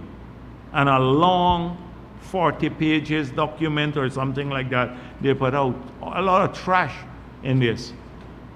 Trash. This is, but they are part of that cabal. Look out for them. They're going to surface more and more. GPA, remember the name, GPA, TIGI, the Human Rights Association, Red Thread, the APA, they're all PNC, AFC outfits. They're just PNC, AFC outfits. You see them, it's like they got their direction from Congress Place. And G2U, too.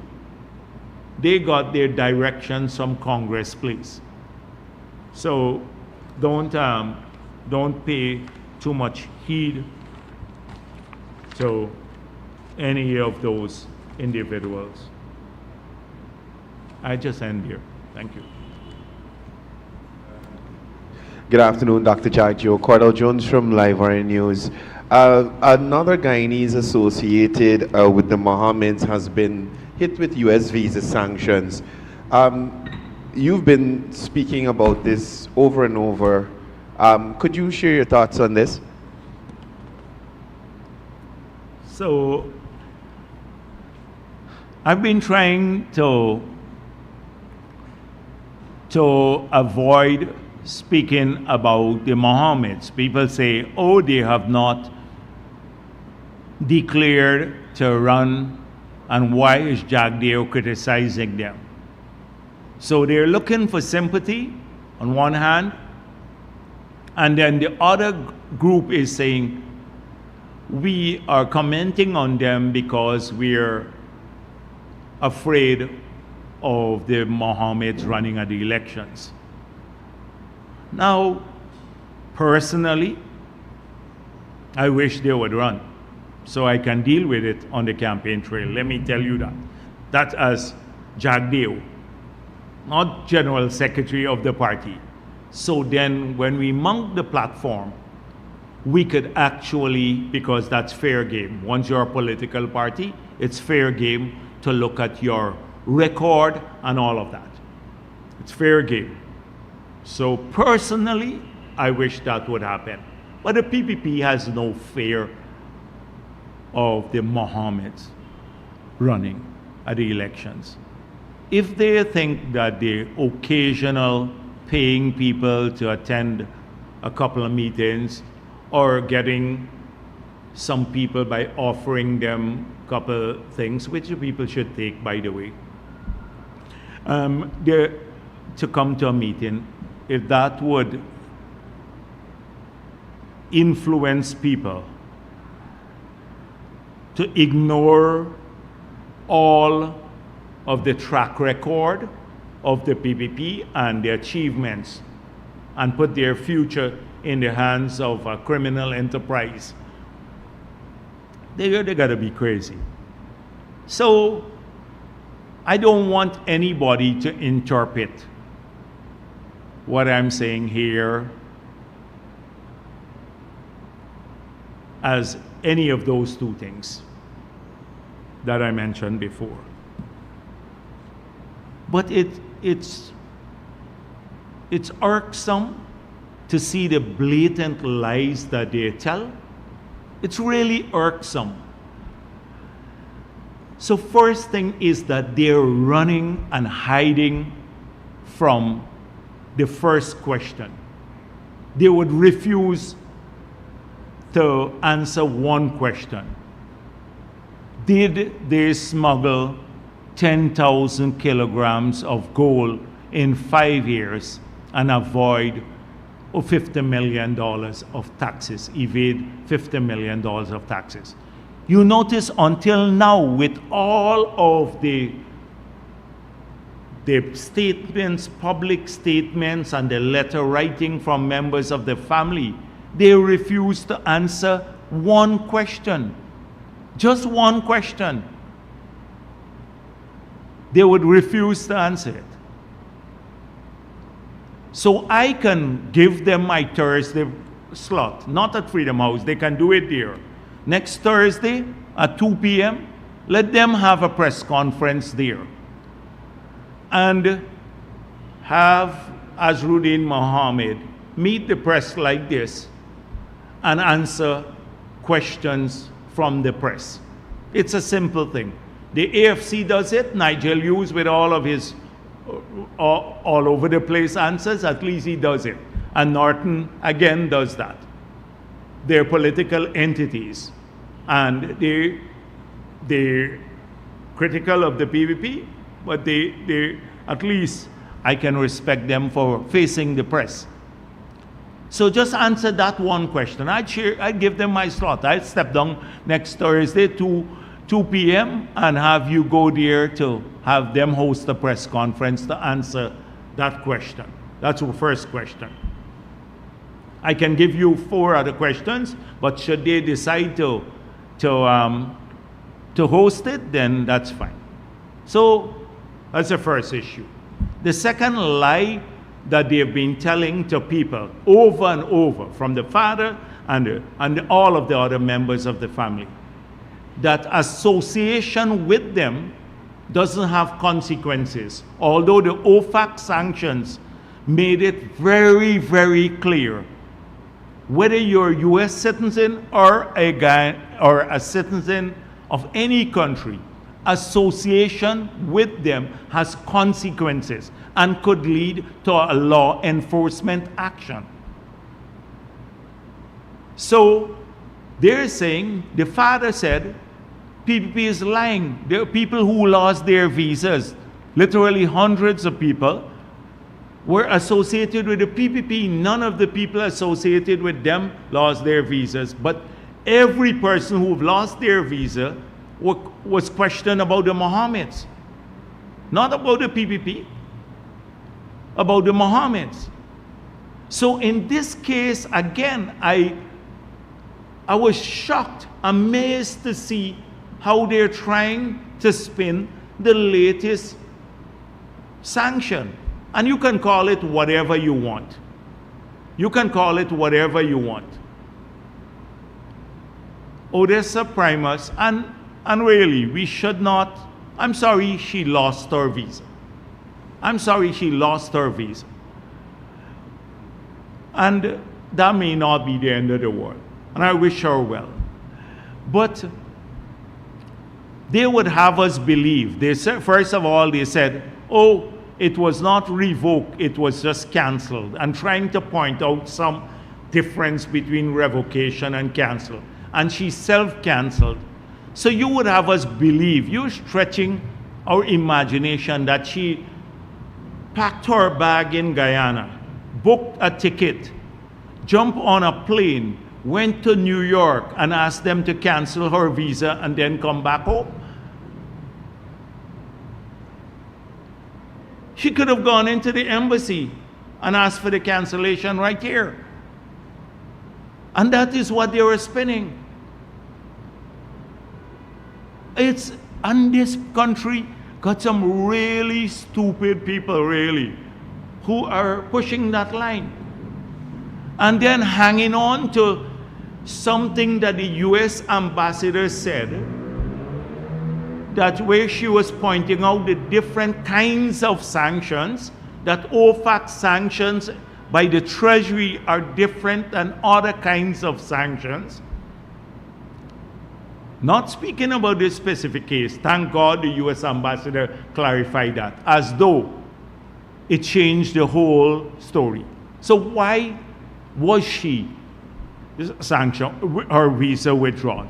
Was it because she was carrying gold into the country? Was she smuggling drugs? No. The answer is no. It had to be with association. Remember, her saying this, I have my visa here, making it seem to people out there that there are no consequences. She was propagating that, oh, there are no consequences. Well, if people believe that and believe what they're saying, well, it's up to you. It's up to you to believe it. But they keep peddling this line all the time. Oh, it's not us.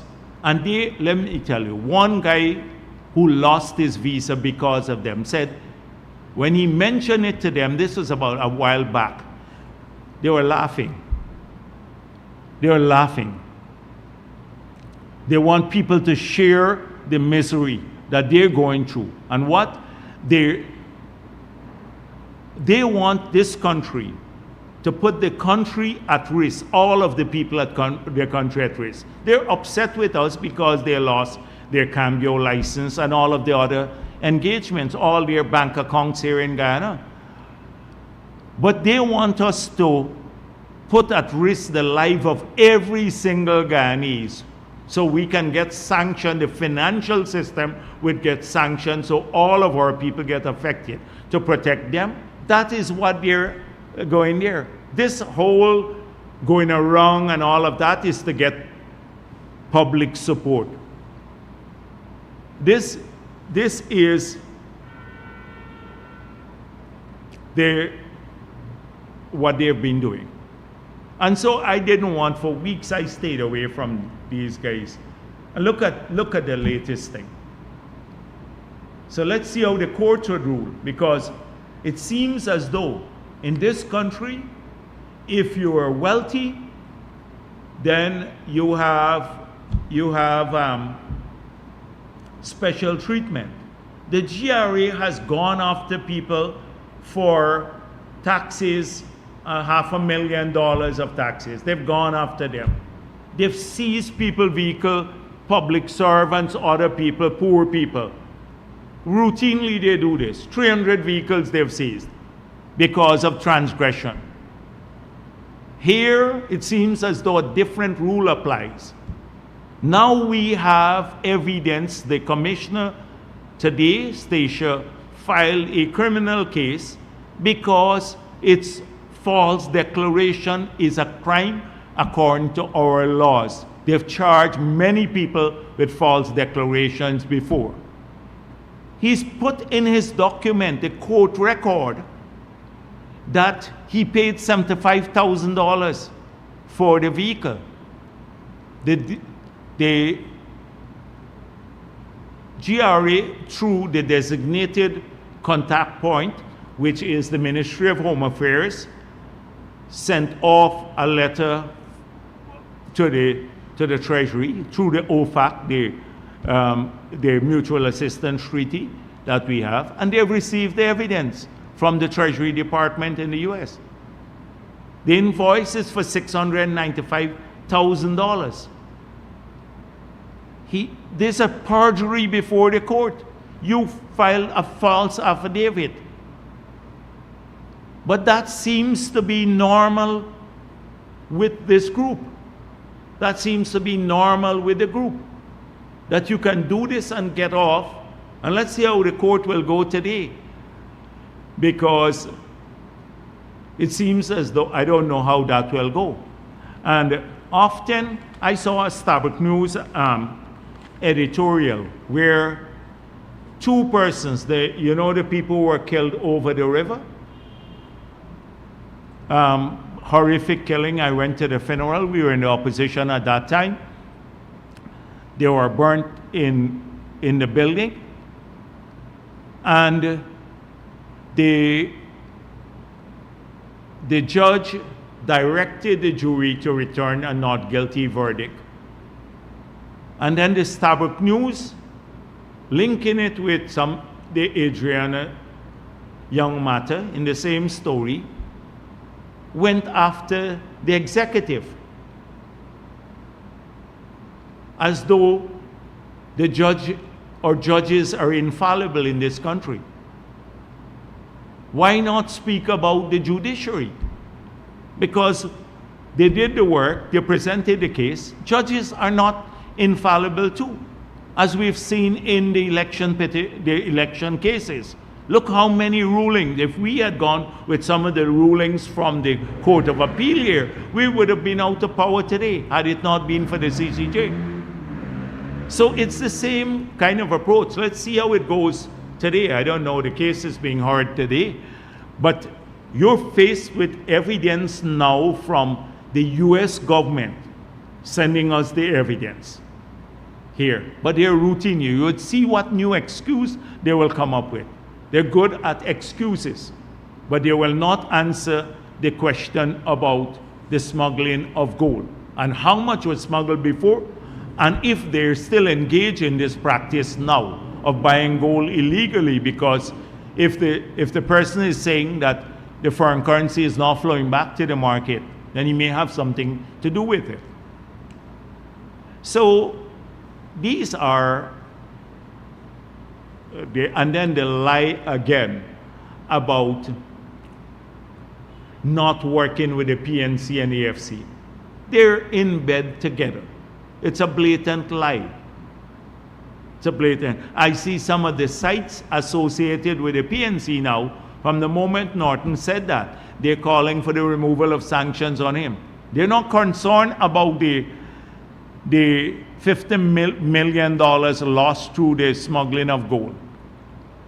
So when people say, oh, why you're going, they're making it look like we're going after him because he's going to run and he poses a threat to the PPP. He poses no threat to the PPP whatsoever. They're going to say it on the campaign trail. But he could get a chance to rebut all that I'm saying by the same way I'm saying it, hosting a press conference and answering all of this, including questions about paper shorts and everything else. Could answer all of those questions openly, clear the air for the people of Guyana, and rebut what's going on. It's straightforward. But you want to bet it doesn't happen? He'd hide and post little statements that other people draft all the time on his page. That's how, yeah, go on. Dr. Jagdeo, Mikhail Rodriguez for Daybreak News. In reference to your part of your last statement, about charges being brought against Azzedine Mohammed for false declaration. Something unusual happened. It's not charges being brought against him today. There is a statement suggesting that he'd be charged, but he has to appear in court on the 29th. Obviously, GRA has once again given the Mohammeds the opportunity to move to the high courts and create disarray with these matters. Is the government's unwillingness to see that the Mohammeds have compromised the Guyana Revenue Authority willing or accidental? Well, I wouldn't put my neck on the block for individuals. I would not put my neck on the block for individuals because they, in many cases, they share information with people. It happens from the police force, it happens with the GRA, and I'm aware of it. And we almost know some of the individuals who've been doing this. And by the way, on the other matter, on the same Odessa Primus matter, I'm sure the way the US works is they take information from your phone when you go up on that thing. So the phone will be a treasure trove for all of those who have been sharing information and who've been linked, the influencers and all of the others who've been propagating quietly this, and the trolls and everything who are getting paid. I'm sure that they have good information there. I'd be happy to see the information myself if the US government would share it, but they would not share it with us. But it must be a treasure trove for information to see who are connected. So coming back to this issue, I don't know if the courts allow what is so evident on this matter. An invoice from the US government, official Department of Treasury, saying that the invoice of person paid $695,000 for the Lamborghini instead of $75,000 declared. Two, we have from the GBTI $690-something thousand transmitted to that company in several tranches. What more do you need? And then common sense. Where in the world would you find a Lamborghini for $75,000? Even your mother wouldn't sell you a Lamborghini for $75,000. It's common sense too. We need to tell it common sense too. Forget the evidence, it's commonsensical.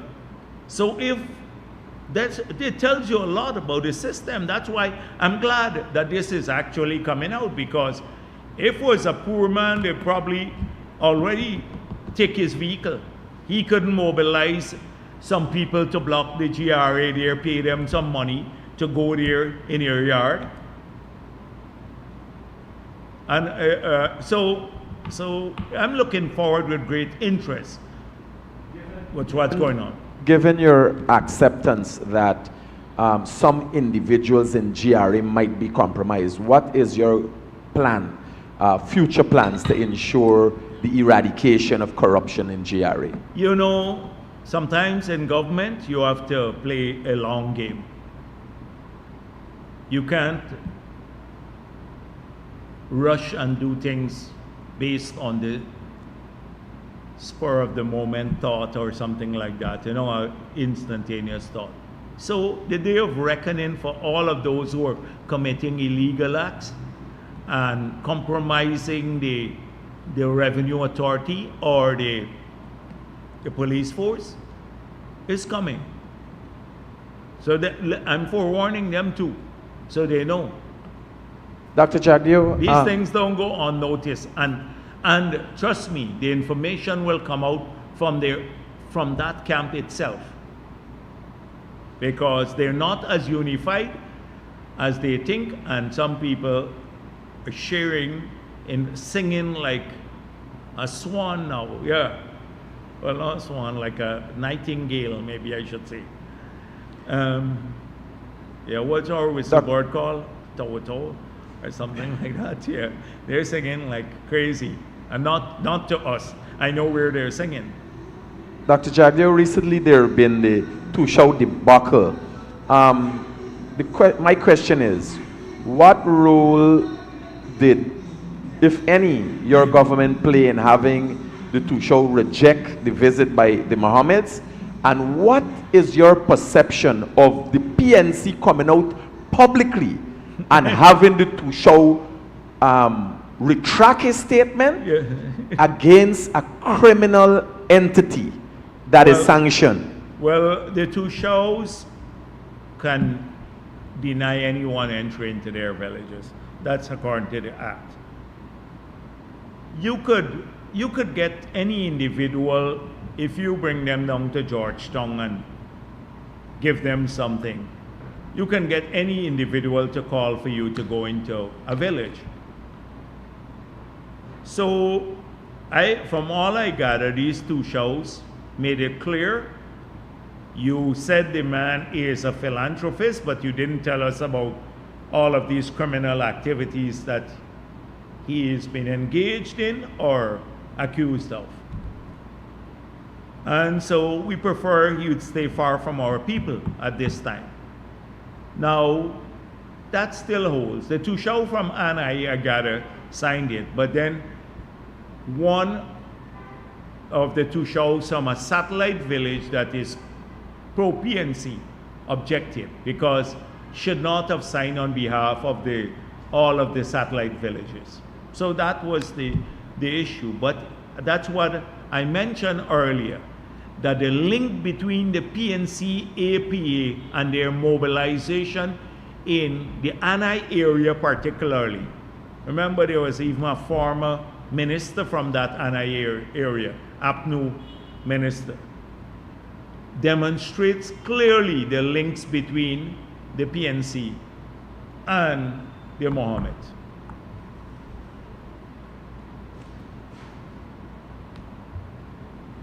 Yes. Good afternoon, Dr. Jagdeo. Trevor Builder of Kaiser News. We had some delays with the GTE project, gas energy project. The maintenance cost, will it be implemented after the project is completed, or are they going to take it out? Because we know there's a delay. Are they going to start taking it out? Yeah, maintenance on what? They will operate and maintain and so forth. No, so O&M contract only comes after the facility is completed. So you can, if it's not built as yet, you can't maintain what's not built, right? So O&M is a standard thing. So we put out a bid for O&M contract. I think the Siemens group is ranked #1, and they are now negotiating with Siemens because it's Siemens equipment that's there. And Siemens is a big global firm to operate and maintain the plant for a period of 10 years. So all of the we wouldn't have to worry about O&M, right? And they get a fee for that. So that will happen when the plant is constructed. No. That is just that the contract will be signed upon handing over. Once the plant is commissioned, then the contract for the O&M will then be signed. But we're pleased that Siemens came in as ranked #1 because it's their equipment that is being installed in the plant. My second question. And it's a big global firm. I think the last time we asked about the second audit, finalization of the second audit, you said there was given a week extension by the ministry. Any updates so far on that process? I keep saying that these audit things and stuff, you got to track it down with the ministry, not me. They 1 week, 2 weeks, 3-page documents and stuff. I don't deal with the small issues. I just deal with policy issues, like the law, like the Local Content Act, the new PSA. I deal with the big framework type issues, not who signed a letter one day or whether they met with the people from the secretariat and stuff. I don't do that. You have a minister doing that. I deal with policy, right? So please track those down with them about whether they signed it last week or this week. All right. I think you had said back in 2023, I think there were some findings in one of the audits that said that Exxon will face consequences because they used money for operations in the Kaichur and Kanchu block. Will the government still be pursuing this route? Yeah. If they, first of all, it would be disallowed because those, right? So they can't be utilizing, our position still stands, they can't be utilizing money that goes towards the Stabroek Block Cost Bank for activities in the Kanchi and Kaichur block. Those are two separate projects. Those projects would fall under the new PSC, which is a 10% royalty and all of the other 10% taxes, etc. Those projects fall under a different regime. Okay?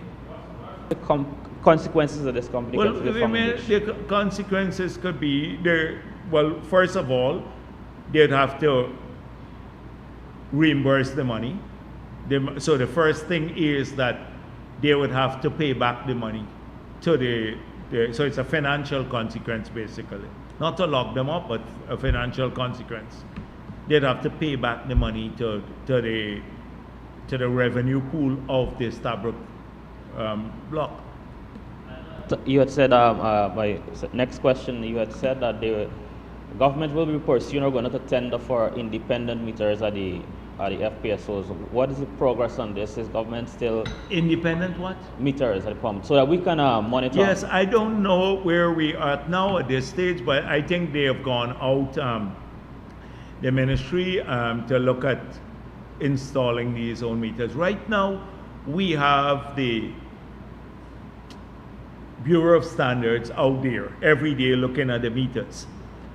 We get a copy, a real-time dashboard, that what they see on oil production and everything else, produced water, emissions level, all of that. We have a dashboard in the ministry where we can monitor it real-time. The same thing that they see, we see. So then we also reconcile on the export figure. So if they submit one production figure and the export figure is different, we reconcile in that sense. But clearly we need to move forward on the routine monitoring, building our capacity. And once they move into the new building and their data center, we're gonna have a feed, a bigger feed, and then also we're thinking about an independent unit to do this. My final question, to date, Exxon has already recovered 34 billion in costs, and this would cover Liza 1, Liza 2, Liza 3, all of those costs, which one would assume that is already paid off.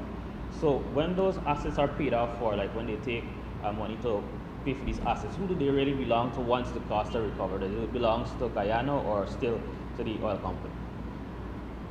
So the purchase of the assets, so first of all, the assets still belong to the company. They don't change ownership from the company. But so these assets are still working. So what happens is that if you pay off for the assets, then you have more money left now to distribute as profits. So now we will have more money to distribute as profit because we paid off of the assets, they're off of our books. So what happens is the government share of revenue skyrockets, which will happen in future years. So the assets ownership don't change. It's just the composition of the distribution or the share, the proportion of the revenue set aside for distribution to government and to the investor as profit, their share goes up. So for example, you only had 25% left 75% went to pay off back the assets, or to amortize the assets. 25% could have been distributed as dividends and or profit, or share of profit, and also the dividends, 2%. So it meant that we're getting 12.5%, 50-50, and then we're getting another 2% because of the 2% royalty, not dividend, royalty. So we're getting 14.5%, and they are getting 10.5%, right? Percent of gross revenue. So when you pay off the asset, right? Assuming you pay off everything, abstracting from the fact that you're doing new projects now, so you have to amortize new investment. So assuming we're not doing any new investment, then all of the future revenue now would be available for distribution as profit. Right? So our share, we'll get 50-50. So we will get 50% of the profit now in the future. Our 50% would be of a bigger pool. The same ratio will maintain 50%, but of a bigger pool of resources, and then plus 2%. A follow-up to Yeah, this go on. question. You understand what I'm saying? Yeah. With the assets paid off, we still see Exxon recovering costs for amortization and depreciation. No, because the cost bank is not only 3 projects that are there now, but we have 6 projects that are going on. We dealt with this issue in the past. So you still have to keep amortizing those investments. So once all of the projects are amortized, that's why I'm saying if you're using a static analysis that say only these 3 projects, well then you've repaid all your costs. But in the meantime, you've expanded production by licensing or building 3 new FPSOs. So you have to pay for those too, amortize those costs. That's what Norton didn't understand with the ring fencing. He wants to ring fence. He wants to ring fence if you paid off all the 3 projects. Then you don't need to ring fence anymore, because he didn't understand that. If you paid off, if you use a static analysis and you paid off for all 3 projects, then and you don't do any more exploration or anything else, then all of the money becomes available for distribution. You don't need to ring fence any further. I think he didn't understand what was being asked of him by the reporter. Good afternoon, Dr. Jagdeo. Nirmal Ramswak, Sheriff News Network. One question. Given the recent controversy involving Mr. Mohammed and alleged false declarations to the Guyana Revenue Authority, can you say what steps the government is taking to ensure equitable enforcement of tax and custom laws, particularly when high-profile individuals are involved? Oh, I dealt with that specific question earlier, that it seems as though some people, and the opposition is saying the same thing, we basically, if you're wealthy, you can play the system. You can play the system. You can get preferential treatment, maybe from GRA or from the courts. It seems as though that is what people find reprehensible.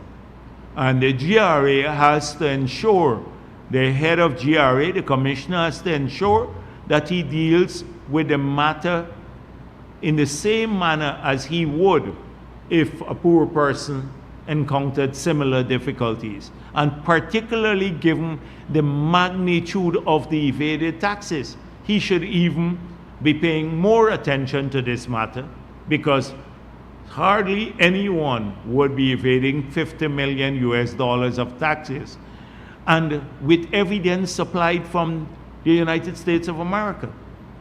The US ambassador said they had a mountain load of evidence. It seems as though people don't want to listen to that, because they listen. You notice the diversionary tactic all the time. When the country asks one question, they speak about something else. And I think the little going to these communities and handing over a motorcycle here or an engine there is to divert attention from answering all of the questions associated with the criminality of the Mohammeds. Nobody has asked them about the torture of those 3 individuals as reported by the Starbuck News.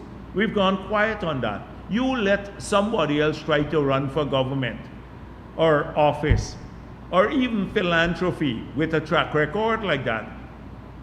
And where his father apologized for him because he tortured, broke people's ribs, put salt in their mouth. And look at the report in the Starbuck News, torture them.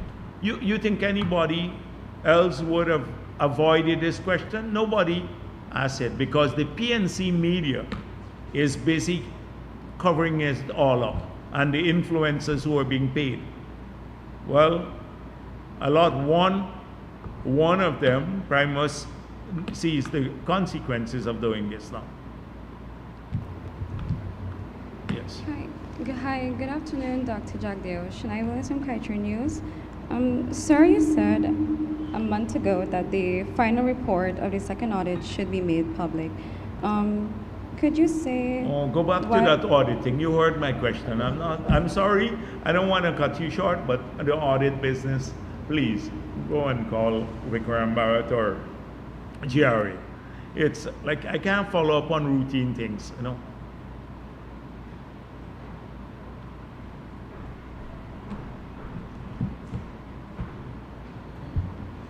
Good afternoon, Jarrah Ryan, Guyana Times. I have 3 different sets of questions. Yes, sure. What are your comments on the most recent attacks on the GDF ranks patrol in Cayuni? Have you been briefed? Were any casualties observed on the other side? And if appropriate action isn't taken by Venezuela, is Venezuela going to be held accountable for or responsible for attacks by non-state actors? My second set of questions. This afternoon, the affidavit that the GRA submitted to the High Court for the showing the correct purchase price for the Lamborghini, it was thrown out. Your reaction to this? And oh, really? It was thrown out? Yeah, and final set of questions. The principals of Frontera, CGX's partners, recently made comments during a first quarter earnings call, basically threatening legal action if they don't get back their quarantine block. So how is the government treating, their quarantine license? So how is the government treating with this matter? So if they take legal action, we would vigorously defend the legal action.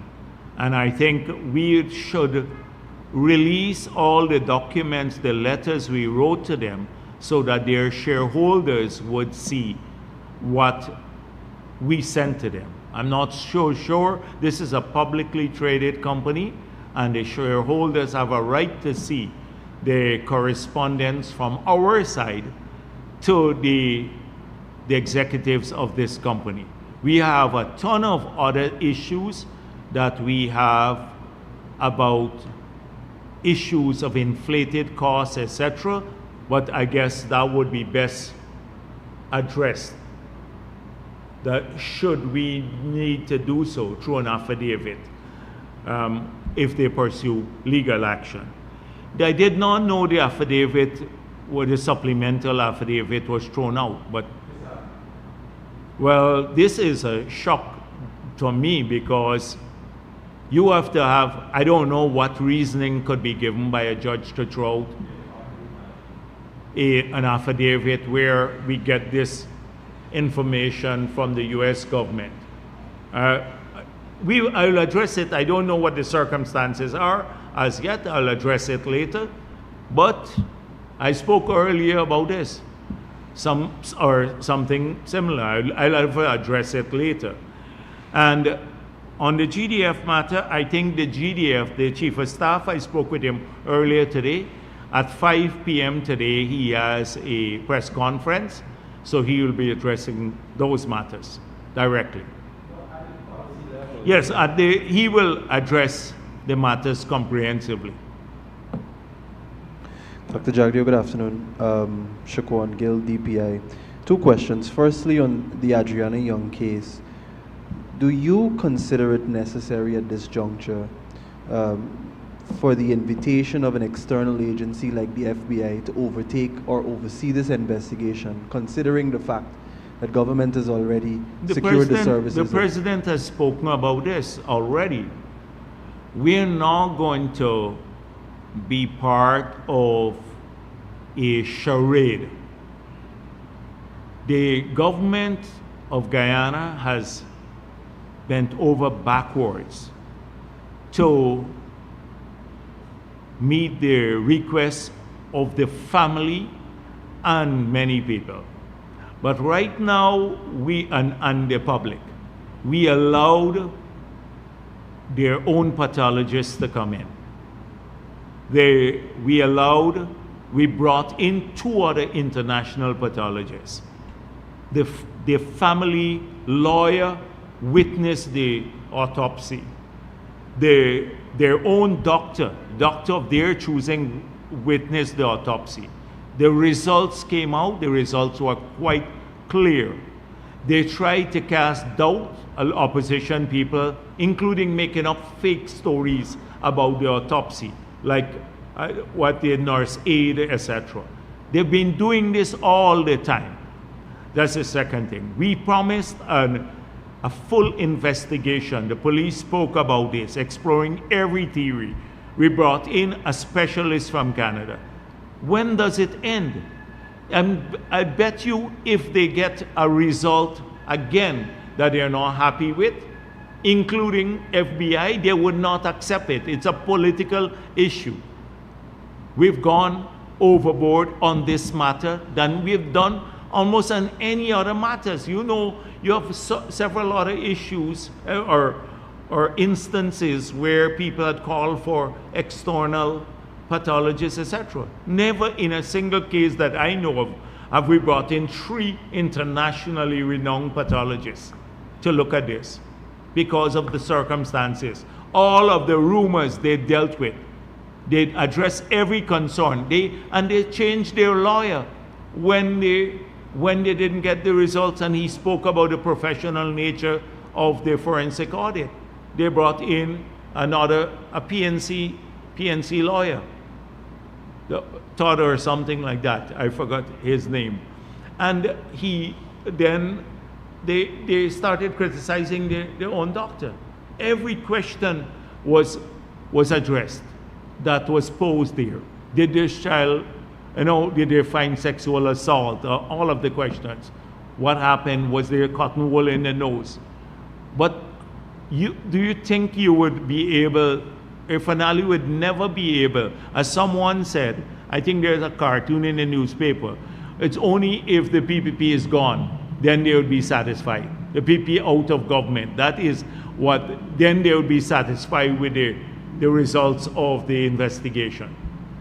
It's a political issue now. Look at what Norton said.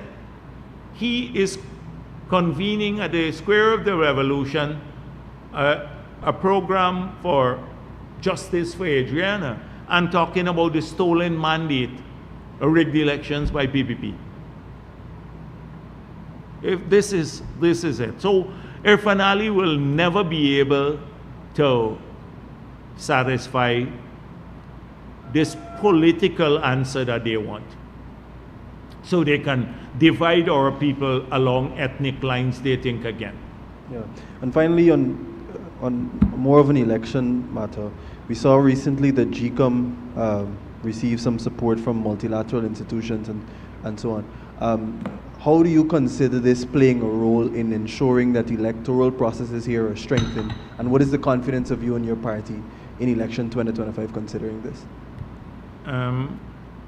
We're happy with the external help. I've seen, I think the manuals have been sent to the political parties now. Detailed manuals that are part of the new Representation of People Act. I hope that they would soon share the manuals with the media so that it would leave no doubt as to the role and responsibilities of all the actors in the electoral process. And it is that approach that we want. Remember, the last elections, the manual was in Lowenfield's head. So every minute he could change. You remember the East Coast, when those boxes, 42 boxes on the East Coast, they couldn't find the document in the boxes when they told the people, bring them in paper bags to the GCOM building. And then claim, oh, the PP stole those documents too. And luckily they had some video showing the presiding officers going into GCOM, the Region 4 office with the documents, lying all the time. That would not happen again. And always this controversy as to the role and the responsibilities of polling agents and what document belongs to them, like the tally sheets, etc. All of those are clarified in the So this approach is a really good one to build confidence. So you can be equipped now with your own manual when you go, and if a presiding officer says something else to you, say, look, this is the official document of GCOM. You can't tell me otherwise. This is the document that's stamped. These are my rights and responsibilities. So I just feel it's good. We're looking to cooperate. APNU doesn't seem to want to cooperate. They're still with the commission, but that's their business. They would never, as my Paul said, they will, if they win the elections on this voters list, they will accept the results. But if they don't win it, they can't accept the results. That sums it all up for you, my Paul. Thank you. Thank you.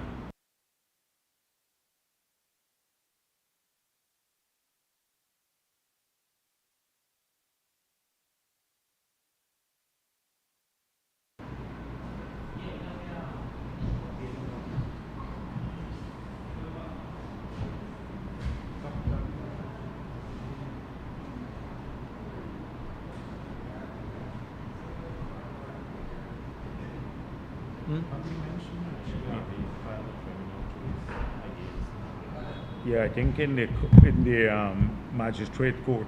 Yeah. It's about the same affidavit